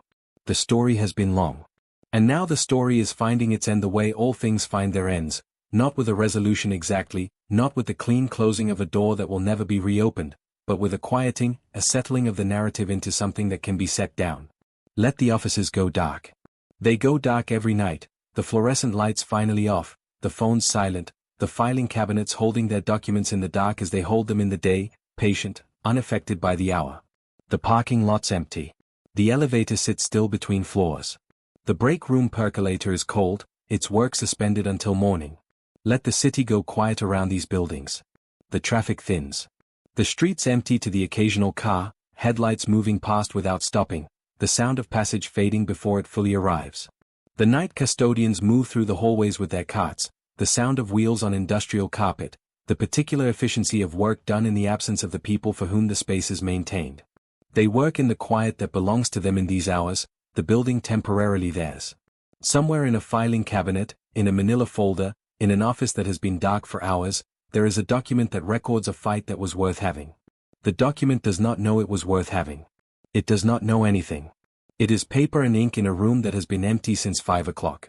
But it is there, holding its text in the dark, available to be read by anyone who looks for it. The woman who made the document is somewhere in her own evening. She might be sleeping. She might be watching television on a couch with her husband or her children or alone, the television a warm presence in a room that has the particular comfort of home, the familiar disorder, the accumulated evidence of a life being lived, the smells of dinner and laundry and the specific atmosphere of a space that belongs to you. She might be thinking about tomorrow, or she might not. She might have set tomorrow aside for the evening, letting it rest in the future where it lives until morning brings it forward. The folder is in the drawer. The documents are where she left them. Whatever tomorrow requires of her, she is as ready for it as she can be. Let the decades settle. The 1980s are finished now, receding into the past that all decades become with sufficient distance, specific and vivid for those who lived in them, increasingly historical for those who did not. The shoulder pads are in thrift stores. The typewriters are in museums or in the storage rooms of people who have not decided what to do with them. The fluorescent lights have been replaced in most buildings by something that hums at a different frequency or does not hum at all. The forms have been redesigned. The HR departments have been retrained. The law has been interpreted and reinterpreted and extended and challenged. The legal architecture that the decades' battles produce stands in the casebooks and the regulatory guidance and the employment policies of organizations that have decided, for whatever combination of reasons, to be bound by it. What remains is harder to name than any of these specific changes. It is the accumulation of what was done, case by case, office by office, conversation by conversation, document by document, folder by folder, by the women who refused the premise that their pregnancy was a professional error. It remains in the law. It remains in the organizations. It remains in the people who carry the knowledge forward without always knowing where it came from, who build their professional lives on a foundation partly laid by people they have never met, in a decade they may not fully remember. You are somewhere comfortable now. Let the desk go. Let the parking lot go. Let the memo and the performance review and the HR office and the conference room and the waiting room and the attorney's office and all the other rooms of this story go, releasing them the way you release the concerns of a day that has ended, setting them aside with the particular ease of setting down something you have been carrying for a long time. The story has been long and it has been slow, as the things it describes were long and slow, and the slowness has been the story's gift to you, the long gentle descent from the waking world into the world that waits below it, the world of rest, of no agenda, of the body returning to itself after the day's requirements. The baby in the imagined next room is breathing quietly. The house holds its quiet. The street outside is still. The night is on the far side of midnight, moving toward light without hurry, as all nights move. Let yourself go with it. The breath slows. The muscles release their day-long tension, letting go of the desk and the keyboard and the accumulated physical vocabulary of work. The hands that have been busy grow still. The eyes that have been reading and watching and attending grow heavy with the specific weight of sleep beginning. There is nothing that needs your attention now. The work continues, it always continues, the work of the world is never finished, but not tonight. Tonight is for the dark and the quiet and the slow dissolution of the day's concerns into the formless rest that the body knows how to find when the mind finally stops insisting on being consulted. The story sleeps too. The decade sleeps. The offices and the documents and the cases and the decades sleep together in the particular sleep of history, present but not pressing, available but not demanding, resting in the past where past things rest. Breathe. The air is still. The room is still. The night is full of the particular generosity that comes after a long day, after a long listening, after the patient attention that this kind of story requires. The night has been waiting to offer this to you, and now it does, and the offering is simple and sufficient. You are still. The story is still. The world outside the window makes its quiet sounds, a car passing, a dog somewhere in the distance, the settling of a house adjusting to the night temperature. These sounds are not interruptions. They are the texture of the quiet, its proof. Let sleep come. It knows the way. It has been coming toward you since before you noticed it, gradual and reliable, and it is here now, at the edge of the waking world, ready to take you the rest of the way down into the restoring dark where the day cannot follow. Go with it. The morning is hours away. The work is not going anywhere. The story will be here if you want to find it again. But right now there is only this, the dark, and the quiet, and the long, generous, undemanding gift of sleep. If you like this video, let me know where in the world you're watching from and what time it is. I'm always curious about that.